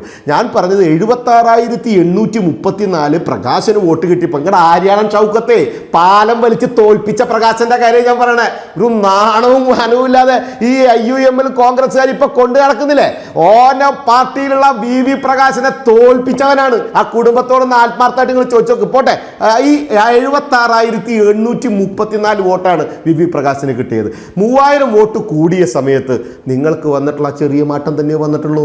വലിയ വോട്ട് നിങ്ങൾക്ക് കൂടിയിട്ടില്ല. ഒരു സംശയവും വേണ്ട. ഭരണവിരുദ്ധ വികാരത്തെ സ്വന്തം പോക്കറ്റിലേക്ക് എത്തിക്കാൻ നിങ്ങളുടെ പ്രവർത്തനം കൊണ്ട് പ്രതിപക്ഷ നേതാവായിരുന്ന സതീശന് സാധിക്കാതെ വന്നപ്പോൾ വർഗീയ മൃഗങ്ങളെ, അങ്ങനെ തന്നെ പറയട്ടെ, വർഗീയ മൃഗങ്ങളെ വേട്ടയാടി പിടിച്ച് ജനങ്ങളെ വേട്ടയാടാൻ വിട്ടുകൊടുത്ത് നിങ്ങൾ ആ വോട്ടും മേടിച്ച് ഇപ്പൊ ജയിച്ചിരിക്കുന്നു. ഒരു സംശയവും വേണ്ട. അത് താൽക്കാലികമാണ്. അത് നിങ്ങൾക്ക് വിജയിപ്പിക്കാൻ സാധിക്കില്ല. കേരളത്തിലെ ജനങ്ങൾ 2024 നിങ്ങളെ തോൽപ്പിച്ചിരിക്കും, നിങ്ങളെ ഊതിപ്പിച്ചിരിക്കും. ഈ വർഗീയവാദം കൊണ്ടുവന്ന നിങ്ങൾ എഴുതി വെച്ച GB ഹരി 1/2 മിനിറ്റ് പെട്ടെന്ന് അവസാനിപ്പിക്കണം. ഉല്ലാസ് ബാബു വളരെ നല്ലൊരു ചെറുപ്പക്കാരനാണ്. അപ്പോൾ അദ്ദേഹത്തോട് എനിക്ക് പറയാനുള്ളത്, നാളെ തെരഞ്ഞെടുപ്പൊക്കെ മത്സരിക്കേണ്ട ആളാണ്. അപ്പോൾ തൃശ്ശൂരൊക്കെ ഉള്ള ആളുകൾ ഇതൊക്കെ വിലയിരുത്തും. അവിടുത്തെ ജനങ്ങൾ വിലയിരുത്തും. അതുകൊണ്ട് ദയവായിട്ട് ഈ പറയുന്ന കാര്യങ്ങൾ അതൊക്കെ ശ്രദ്ധിച്ച് പറഞ്ഞാൽ അതായിരിക്കും. പ്രത്യേകിച്ച് ലീഗിനെ കുറിച്ചൊക്കെ ഉള്ള ഈ തെറ്റായിട്ടുള്ള ആരോപണങ്ങളൊക്കെ ലീഗ് കേരളത്തിൻ്റെ ഈ നമുക്കറിയാവുന്നതുപോലെ ഏറ്റവും കൂടുതൽ മതേതരത്വത്തിന് വേണ്ടി നിലകൊണ്ട ഒരു രാഷ്ട്രീയ പാർട്ടിയാണ് ലീഗ് എന്ന് പറയുന്നത്. അപ്പോൾ ആ രാഷ്ട്രീയ പാർട്ടിയെക്കുറിച്ചൊക്കെ ഉല്ലാസ് ബാബുവിനെ പോലെ ചെറുപ്പക്കാരൻ ഇത്തരത്തിലൊക്കെ പറയുമ്പോൾ അതൊക്കെ തൃശ്ശൂരിലും അതോടൊപ്പം മലപ്പുറത്തൊക്കെ ഉള്ള ആളുകൾ വിലയിരുത്തട്ടെ എന്നാണ് എനിക്ക് ഇവിടെ പറയാനുള്ളത്. ഒരു കാര്യം ഞാൻ പറയാൻ ആഗ്രഹിക്കുന്നു, ഒറ്റ കാര്യം. ഇതിനകത്ത് ഈ തെരഞ്ഞെടുപ്പ് ഈ ചർച്ചയിൽ ശ്രീ ഉല്ലാസ് ബാബു ആര്യാടൻ മുഹമ്മദ് പറഞ്ഞത്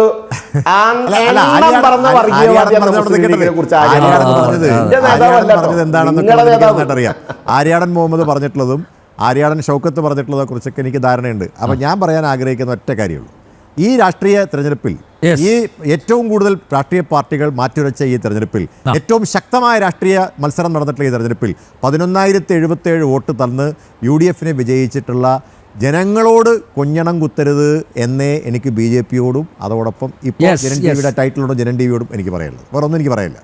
ഓക്കെ, ഉല്ലാസ് ബാബു പെട്ടെന്ന് വർഗീയവാദികളുടെ കൂട്ടുപിടിച്ച് നിങ്ങൾ വിജയിച്ചുകൊണ്ട് ജനങ്ങളോട് കൊഞ്ഞനം കുത്തിക്കൊണ്ട് മതേതരത്വം നശിപ്പിക്കരുതേ എന്നേ ഞങ്ങൾക്കും കോൺഗ്രസിനോട് പറയാനുള്ളൂ. ഓക്കെ, എന്തായാലും കേരളത്തിലെ പൊതുസമൂഹം തീരുമാനിക്കുക ദേശവിരുദ്ധ മതതീവ്രവാദ ശക്തികളെ ചുമന്ന് നടക്കുന്നവരെ ഉൾക്കൊള്ളണമോ തള്ളണമോ എന്ന്. ജനൻ ഡിബേറ്റ് ഇവിടെ പൂർണ്ണമാവുന്നു. ചർച്ചയിൽ പങ്കെടുത്ത എല്ലാ അതിഥികൾക്കും നന്ദിയൊപ്പം പ്രേക്ഷകർക്കും.